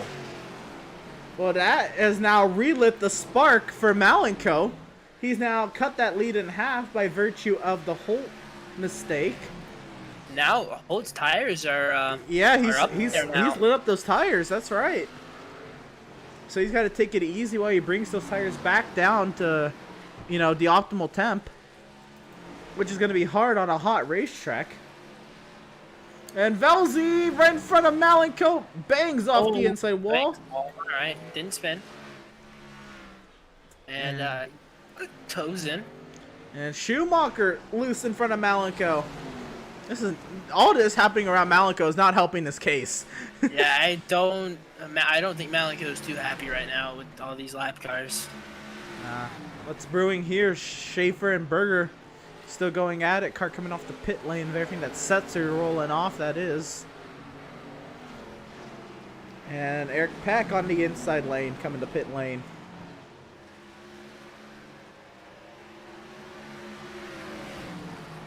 Now this race is going by a little quick. I'm hoping I'm not jinxing it by saying that, but with 70 laps to go, we're only 41 minutes in. Yeah, I almost jinxed it. Hopefully we don't jinx it. And yeah, it's been a really good race though, to watch Greg Holt pull off, and maybe see if Malcolm can catch him here.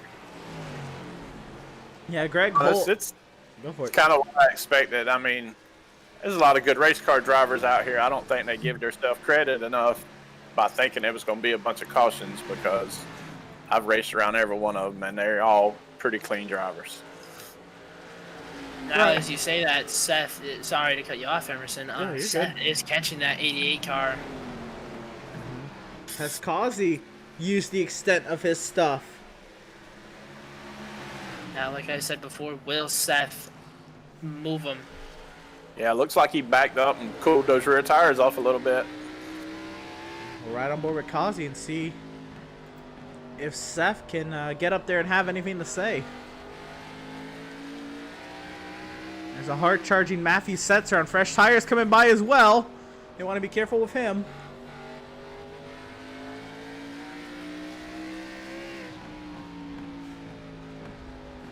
Boy.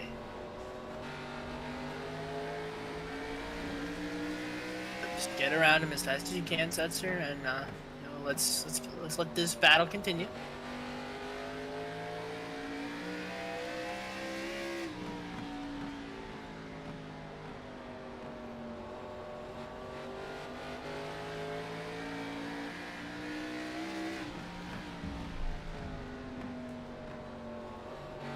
I think this is starting to equal out a little bit, and we'll keep our eyes on this as well, but we'll see what happens.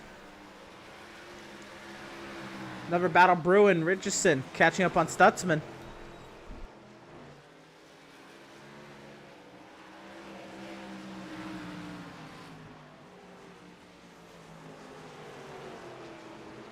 Richardson really driving here. He's doing really well. He's been doing really well this season, and you know, to see him trying to get up here again, I don't know where he's at currently, but he's doing really well, and this is another race to prove himself.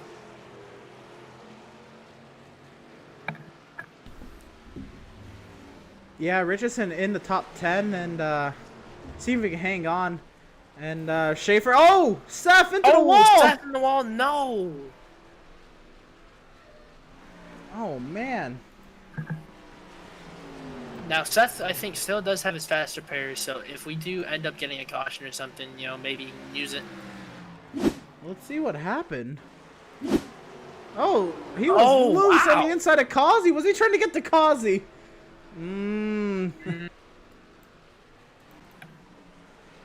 Oh yeah, he was trying. He was trying to get there. Oh. Let's see. This is coming off of turn 4. Now, did he send it there? Oh, he got the wall on entry. To be fair, I don't know if he was. I mean, it was probably part of it, but I don't think that was the complete intent. Let's see. We'll go back here to 3 and 4. Watch the whole thing from on board to 77. Yeah, I don't think he got that wall. Oh, he did not. He tried. I think he wrecked himself trying. Yep. You know, sometimes you try, and you try hard, try as hard as you can, and it doesn't work for you. Braden Richardson did get around Jeremiah Stutzman into P8 for Richardson, and then Berger's damaged car up ahead. Could be a P7 run for Brandon. With these drivers pitting on lap 52-ish, are we expecting a pit stop? Maybe in these final 50 laps, you should expect one. I'd say, but yeah, I'd say so. But you know, I don't know how many laps the fuel goes, and the tire wear. So, yeah, I'd say 50 laps we might get one. Or well, we're on 144, so you know, we'll see. Now, how hard does Schaefer want to push the issue on the 88? He doesn't, want to get involved in any drama with Kazi after, everything else Kazi's dealing with right now with the Swift guys. But the Schaefer, Schaefer tried to pull out, and that did not work. Got a little loose. Yeah, now bring Max Service back into the mix. This battle for third heats up. Final podium spot up for grabs, and potentially a pit stop on the way.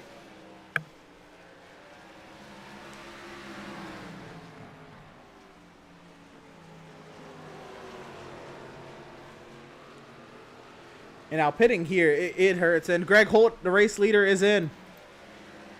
It looks like we were right. A little, I guess, closer than we expected. So Yeah, I was not expecting him that quick, but Malico will get his laps led. Now is Holt short pitting. Gaffright is in as well. And now race leader Malico is in. And he'll relinquish the lead to Reese Schaefer. Reese Schaefer will stay out, and now Reese will get a lap led, I believe. Now, Yeah, I think Service and Seth Holt will Berger. go a lap down. Well, I expect everybody too. Now, if a Yeah. caution comes out during pit cycles, races are over. Yep. There are some races that are going to be over if a caution comes out now. Devin Oh Smith yeah, I agree. up to fourth. Schaefer, Service stay out.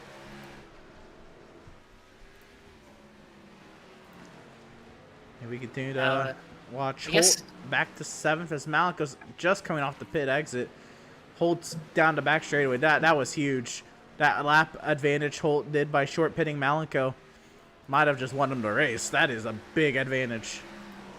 Man, I think also I think Seth got a faster pair, so now Seth might be looking to get back up here in the top 5. Oh no, it looks like he didn't. I guess he didn't pit yet. Or maybe, He has not pitted. maybe he's trying to do something. And I think Malico has played all his cards and needs a yellow if he's going to get back in it.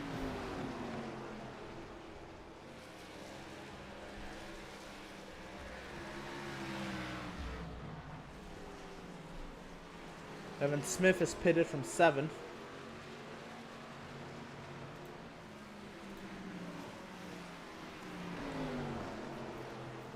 We await pit stops from the top 2. At least. Seth stays out. Stutzman, we know he's trying some sort of strategy. Well, what we can see here, Reese leading a lot of laps. I wonder what the strategy is for that 17 car. 75 of Andrew Pratt is coming in.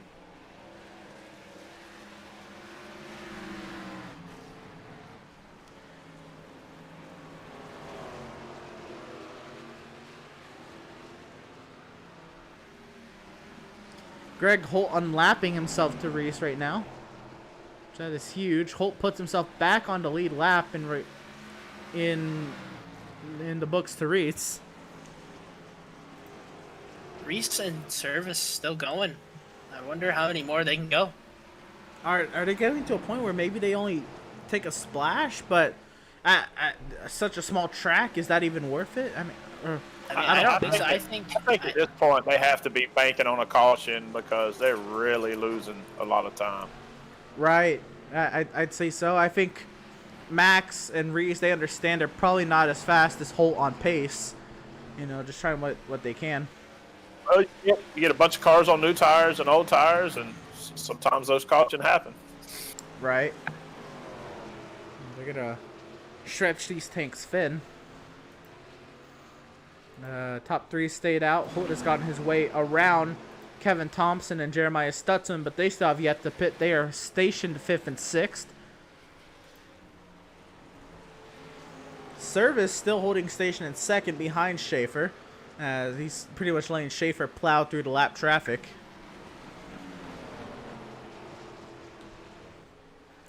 But I gotta think, like, for Holt, I can't believe he chanced pitting as early as he did. I mean, I don't know. It looked like a smart call.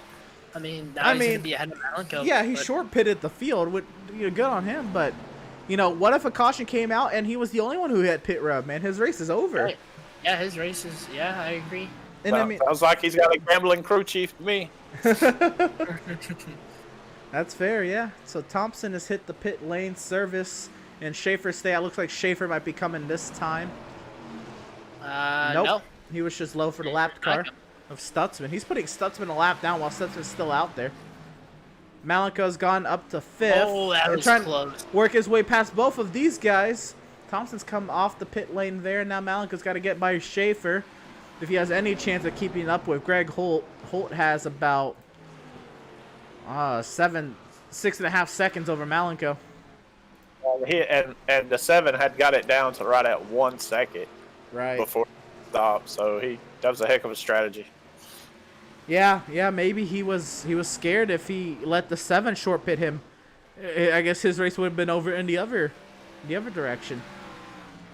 So, I can see that now. Yeah, I didn't even consider that. This is a lot of laps. Yeah, this is a lot of laps for these two. I don't know. Maybe they can work something out with 2 tires if they go this long. If they can go, I don't know. I think there's more options the later you get into this run. Yeah, I don't. Yeah, I guess so. I mean, 2 tires, maybe. I don't know how 2 tires would work here. I have no idea how 2 tires will work. It probably would be terrible to drive. Yeah. I know they're losing major time to the guys who have already pitted. Mm-hmm.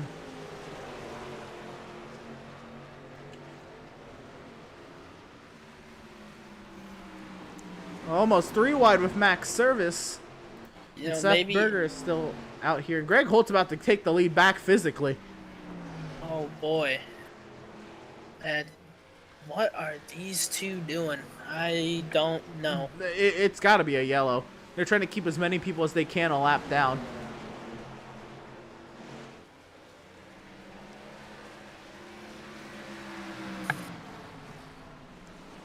Because it would be something. It depends when the yellow comes out. I wouldn't say if a yellow comes out, would Holt come back down. I don't think he would. Because I think he would be in the boat where he could trap a lot of people a lap down, knowing if he stays out. But, you know, I don't know. A lot of things have to happen. We're coming up on 30 to go, and these guys still have yet to pit. This is nuts. This is gnarly. I mean, Greg Holt short pitted 20 laps. At least 20 laps. That is insane. You know, maybe if they're staying out as long as they can, maybe they get the fresher tires from Holt. Maybe something they get faster and maybe they pass them. I don't know. I think they're going to be laps down by that point. Yeah, they're going to be at least 1 down and possibly 2. I don't know. Schaefer has stretched the gap now, max service. And Seth Berger's under attack from Greg Holt, with Berger still have yet to pit. I mean, can they go 150 laps on a tank? At this point, that's what I have to assume they're trying, but they're still about to get passed by Greg Holt. Setzer's come in.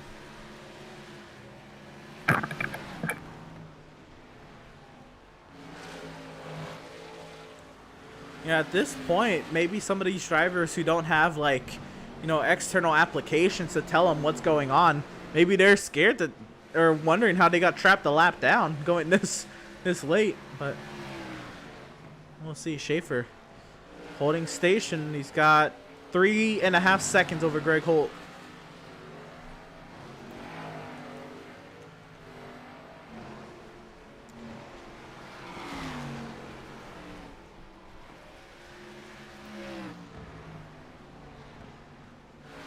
Holt wants that lead, and he wants it now. He's coming.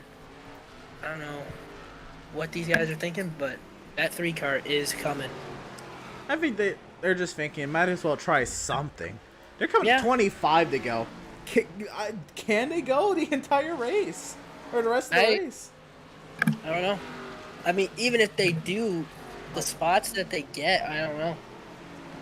Well, I don't know, because after 25, they'll lose the lead to Greg Holt. Maybe second to Malenka, but Malenka's got 5 seconds behind him to Kazi. So maybe they can snag a podium. Or fourth. You know, third and fourth. Or maybe even second, third if Malenko can't get there. Who knows? Because the advantage of the fresh tires will still wear off soon as Holt will work his way past max service. Man, if these guys get an interview, I want to hear the strategy. This strategy is insane. Now, here comes Greg Holt to take the lead. But they still have a large advantage over Malenka.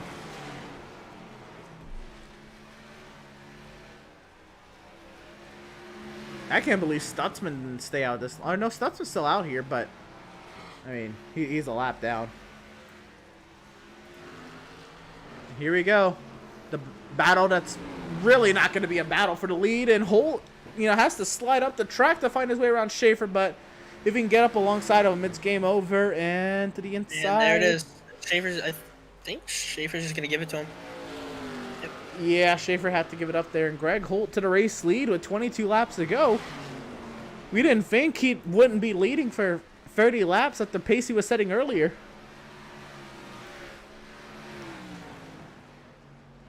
I mean, that is gnarly.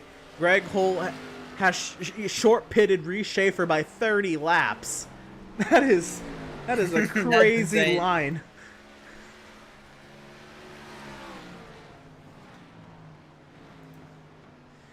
Schaefer's still out here with service, and we'll see Malika working on his teammate. I'm sure Seth will let him by somewhat easy. Yep, Seth ain't gonna fight him. It's a teammate. I don't know. Now, what can get interesting is Kazi's the next car up on Seth. Oh boy. And Seth's gonna be on really old tires, and with what Seth's already been trying to do with Kazi, that could turn out bad. Yeah, that could turn out not good.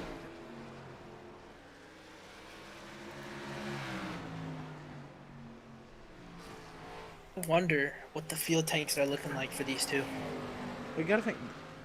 It's a short track, 75% fuel load.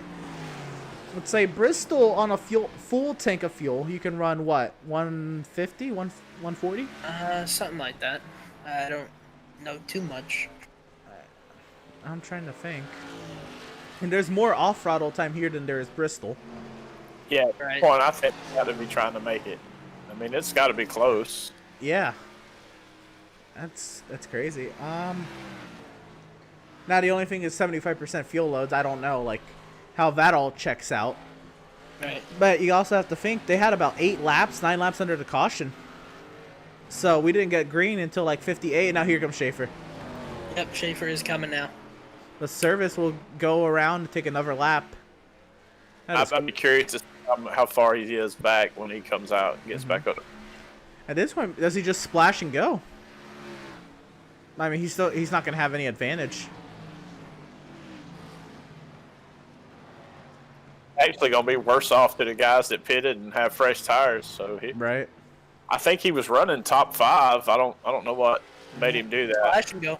Yeah, it was a splash and go. Come out 6th, and he might gain a spot on service. And it looks like service is coming.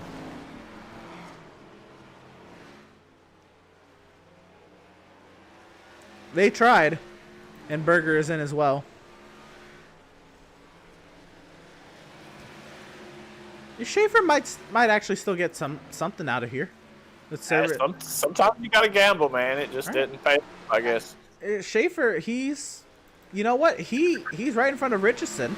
Schaefer might still get 4th. Maybe get knocked down to 5th. Service is coming off the pit lane there. But how about Brandon Richardson into the top 5 and has 4th right in front of him? What a drive! Like we've said time and time again, this dude improves every week, and he's showing it here at Five Flags. Right, and we're coming around to 10 laps to go. Farron Elam has hit the pit lane as well. And Schumacher. Yeah, Schumacher's headed in.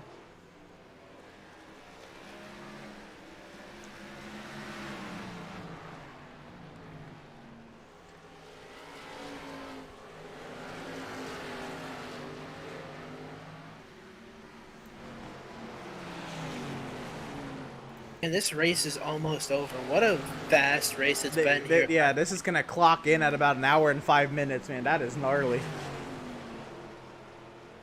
This will be 2 in a row for the 3 car if he can hang on to it. Yeah, it'll be. No, I think the 17. Yeah, the 17 did win last week. Yep. But Holt, this would be his 3rd win on the season for Holt. Second. Would this be 2nd? I don't think he's won 3. He didn't win Chicago win. He only won. I think he won Lucas Oil in this one. If he wins it here. I'll check right now. Yeah, Greg Holt has 1 win. You're right. But this would be his 2nd win on the season, if he can hold on. I don't think he's in contention for the playoffs, correct? He's not. He's not eligible on starts. Okay. But still a milestone to be proud of, even though, you might not be able to make the playoffs. But 2 wins with these drivers, I mean, that's something.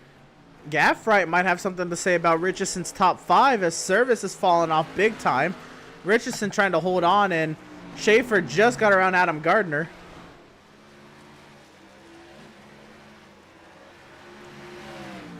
So Schaefer, he took the gamble, and he only lost 2 spots.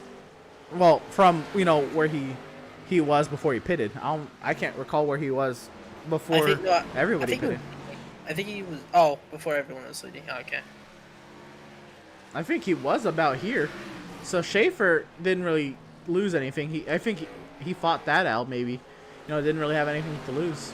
Plus, he's not eligible for playoff competition. Why not try it? Right. Why not try something? You know, you got some wins under your belt, and you know, maybe have a little fun with it as we have 3 laps to go.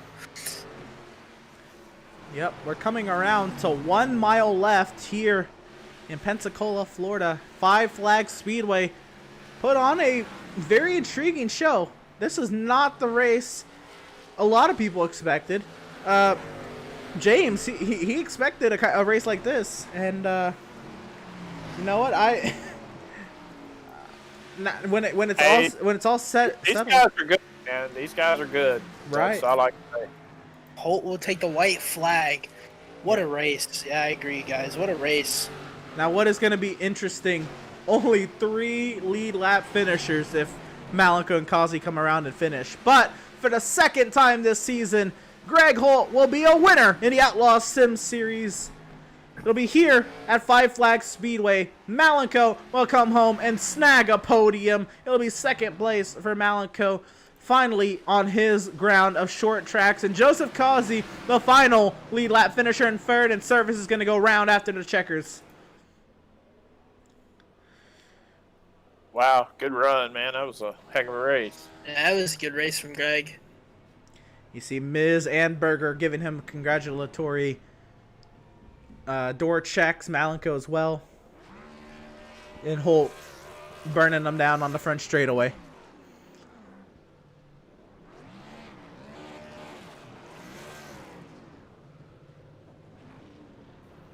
Oh, we got some guys wrecking in the back.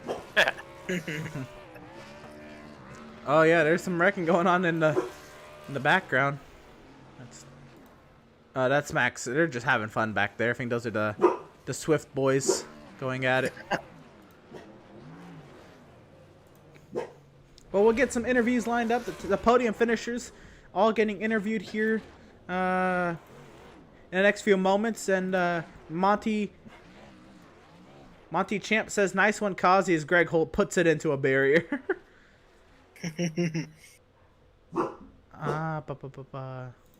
Rock on. Let's see if we can get Joseph Kazi in for his interview.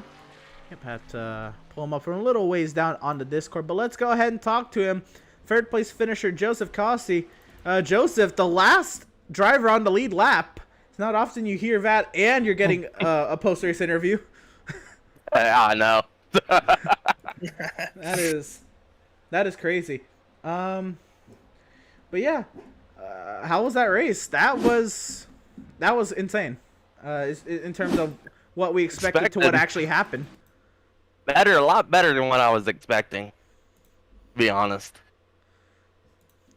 Right.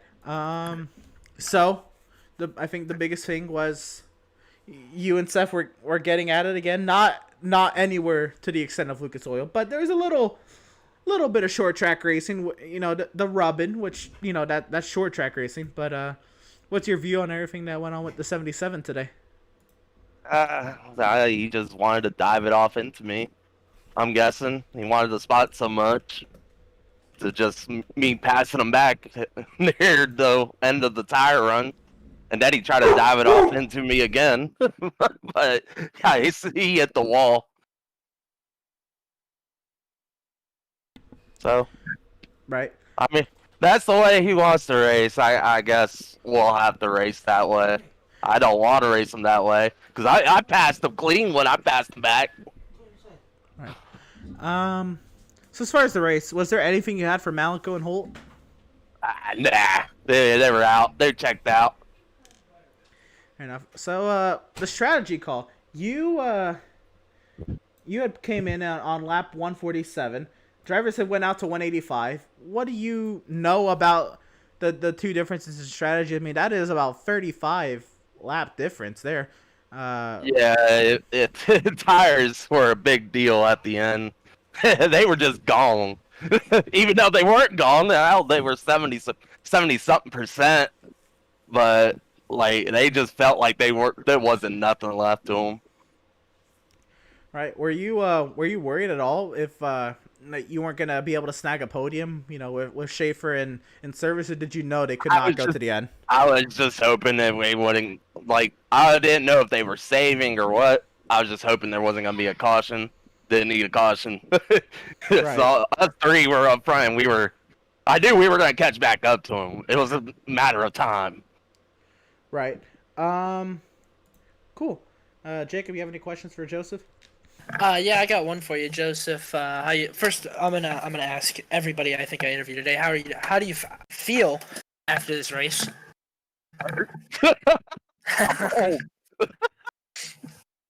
Freaking, and I got hurt knees. I'm ready to get out this racing chair. And then Seth did move you around there. What was your thought process after he moved you? What you lost 3 spots. What were you thinking? I was mad. I was in rage mode, but then I ended up passing him clean, and then I have to run into him like he did me.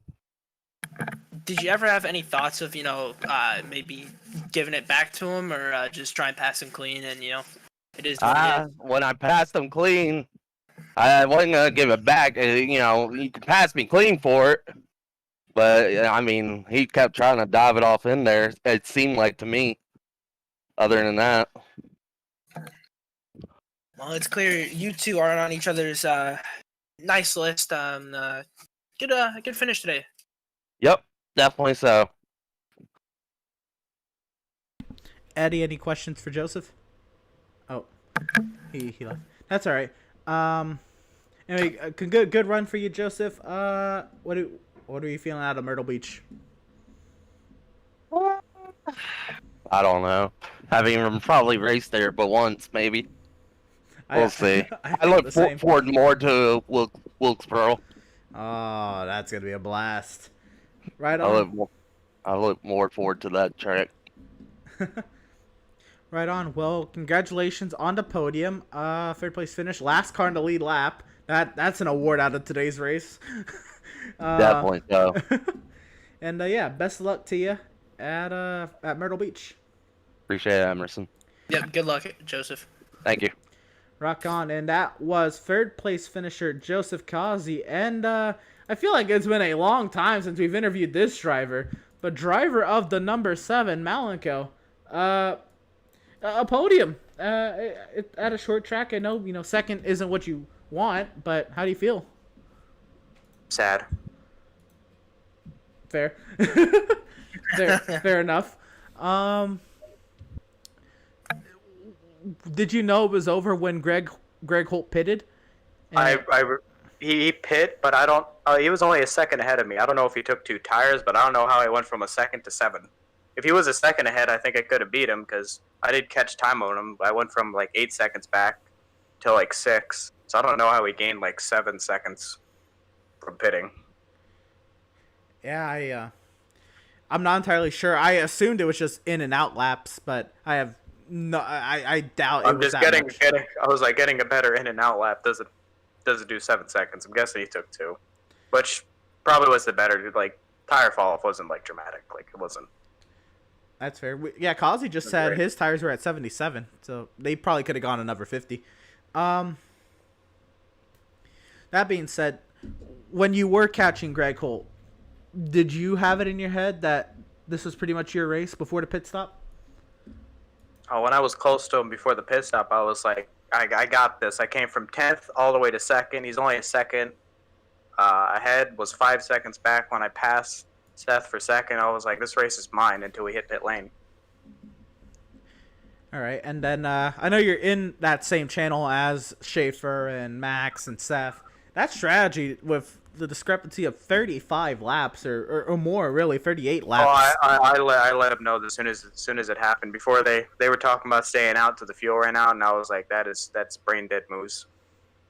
That's 0 IQ. Schaefer didn't lose any spots because of it, but Max did. It's terrible. Right. So, I know they're different tracks, but does maybe the strategy from today's race, does this set you up any differently for Myrtle Beach? Are you going to think about it a little differently now, or how do you feel about Myrtle Beach? I think the strategy was fine. Maybe I should have took 2. Don't know the tire wear till we get there. The tracks look like a lot flatter than this. It's kind of sort of the same kind of corners, but it's a bit flatter, and there's more of a trial on the front stretch than just a straight. Right. Jacob, any questions for Mal? Yeah, I just got one. Malenko, the track was pretty tough, but this has been your best track. I think you've ran the most laps out of everyone. What would have taken to get this win today? A better qualifying. Simple as that. If I qualified maybe 5th instead of 10th, I would have won it easily. But congratulations to Holt. He did what he qualified great, kept it up front, had a great strategy to take 2. It just got on him. Rock on. Congratulations on your 6th place finish. Best of luck to you next week at Myrtle Beach. Yep, thank you. And that was Malenko's number 7 after that run for him. And yeah, I think it's now time we get to talk to the man of the hour, and the race that basically only took an hour. Greg Holt, how are you feeling after that one? Need a beer. Need to go stretch my arms and legs. Jeez. Only took an hour. It felt like it was 3. All right. So the biggest talk, the strategy. Did you take 2 tires?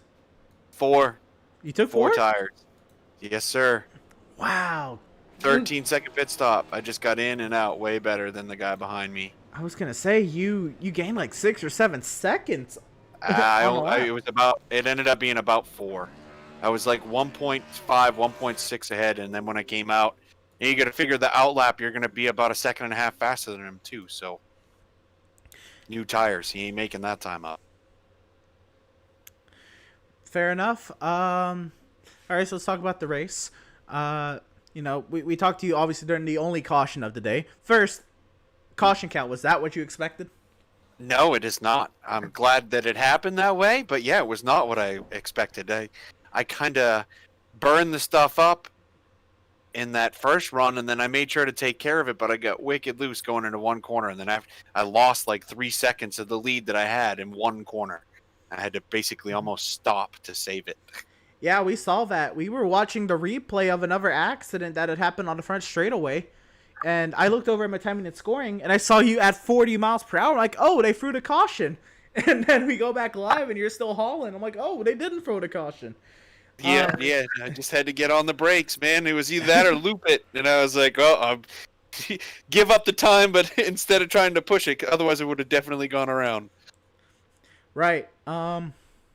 So with that when that happened, how bad were the tires lit up?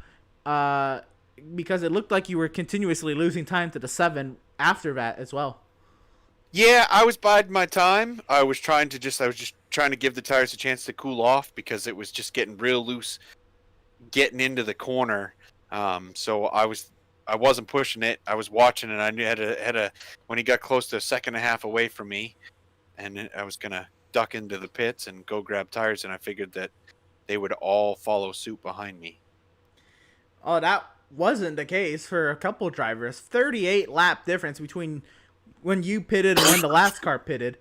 I'm assuming that fuel wasn't really in your mind at all. As you just said, you were kind of waiting for a certain delta between the 7, but that much of a discrepancy, that's insane to say you short pitted somebody who finished in the top 5 by 40 laps to win the race. Yeah, well, I was looking. We were talking fuel. We all had pitted at the same time, and I was just a short track. I was trying to. I don't know how they were going to save, 1.6, 1.7 gallons of fuel. Mm-hmm. They would have had to have been saving from the beginning And I was like, yeah, there's no way. Even with the tires I pitted, I had about 50 laps when I pitted left the tires. I was like second and a half a lap. I'd be able to pass him twice, which I did, I think. Rock on. I have one more question, but I'll let Jacob ask you any questions if he has any. Yep. Greg, this is now your second one in the Outlaw Sim series, and you did it both on short tracks, no point tracks, no nothing. How do you feel about getting your second win with all these fast drivers and competitive drivers in here? Feels great. It's what I look to do. I want to race against the good guys. You want to get better. That's what you got to do to get better. So, I'm in a bunch of different leagues. We do pretty well in all of them. This is the only one I run in the B cars, and I run with some of the guys that are in here in some of the other leagues. So, feels good. Always feels good to win. Short tracks are, I like all the tracks except for road courses, but tracks where you got to use the brakes. Don't have to be short tracks, but any place you got to use the brake, that's what I like. Rock on. What do we expect out of Myrtle Beach? Another track you have to use the brakes. Well, I had never raced here before until today, and I did not own this track until yesterday when I bought it. And I have never raced at Myrtle Beach, so we will see. It fits my style. I guess I just have to see how lucky I can get. Right on. Well, second win on the season for Greg Holt in that 3 car, trying to get 3 in car number 3 next week at Myrtle Beach. Best luck to you, and congratulations on the win today. Good luck, Greg. Thanks. Rock on. That was driver of the number 3, Greg Holt, and Jacob. I mean, what a race. Yeah, I agree. Once again, this is an insane race. Once again, an Outlaw Sim Series short track race with 1 caution.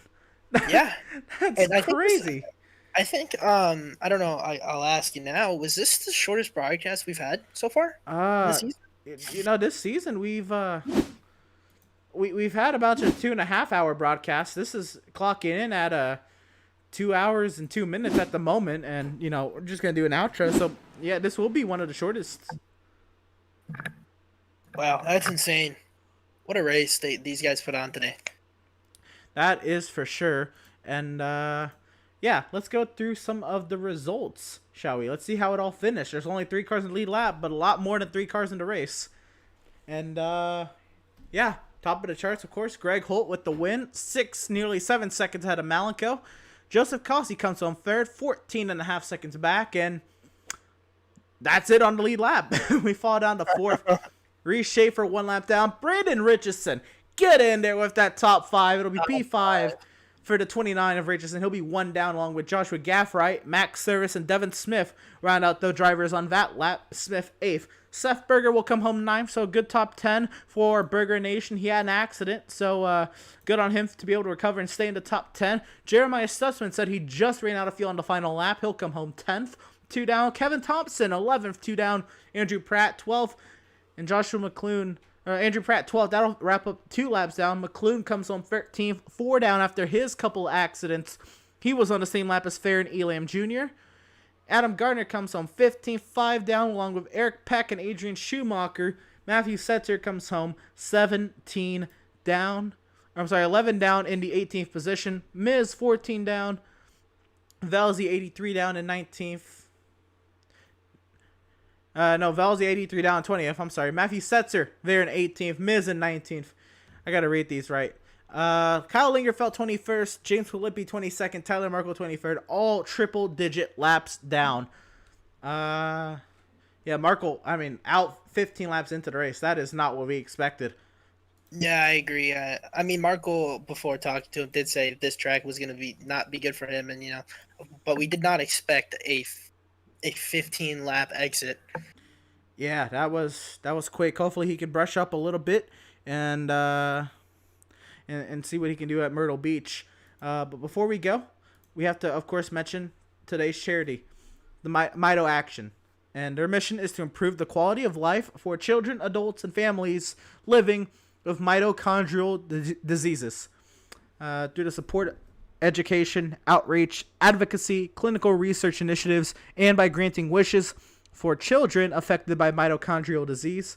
Make sure you do what you can to support Mito Action. You can find out more information and donate to them at mitoaction.org or on our Facebook page, Outlaws Sim Series. We will have Facebook posts regarding today's race, and at the bottom of those Facebook posts will be a donation button, and it goes straight between you, Facebook, and the charity. Of course, whatever you can give will help, and we love to get these charities any type of support we can. It's the reason why we broadcast the final 30 minutes of practice in name of a charity, a different charity each week, giving them some support to help out in any way we can. And yeah, I mean, that was crazy. Kyle Lingerfeld had a rough day, being at the bottom of the drivers who are in the playoffs. It's going to get tight for that 13th spot once again. Miz didn't have the greatest of days either, though. And yeah, it's going to be tooth and nail for that final 13th and final playoff spot. Yeah, it'll be a fun battle to watch here as we get closer and closer. Not very close to the playoffs, so it'll be interesting to watch. Right.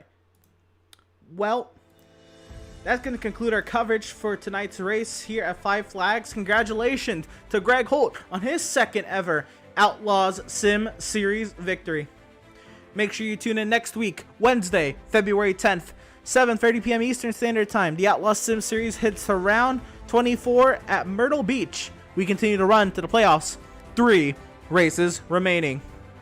This has been James Gilliard, Jacob Zala, and Emerson Arnold on the call tonight. Stay safe, stay warm, have a great night. We'll see you next time.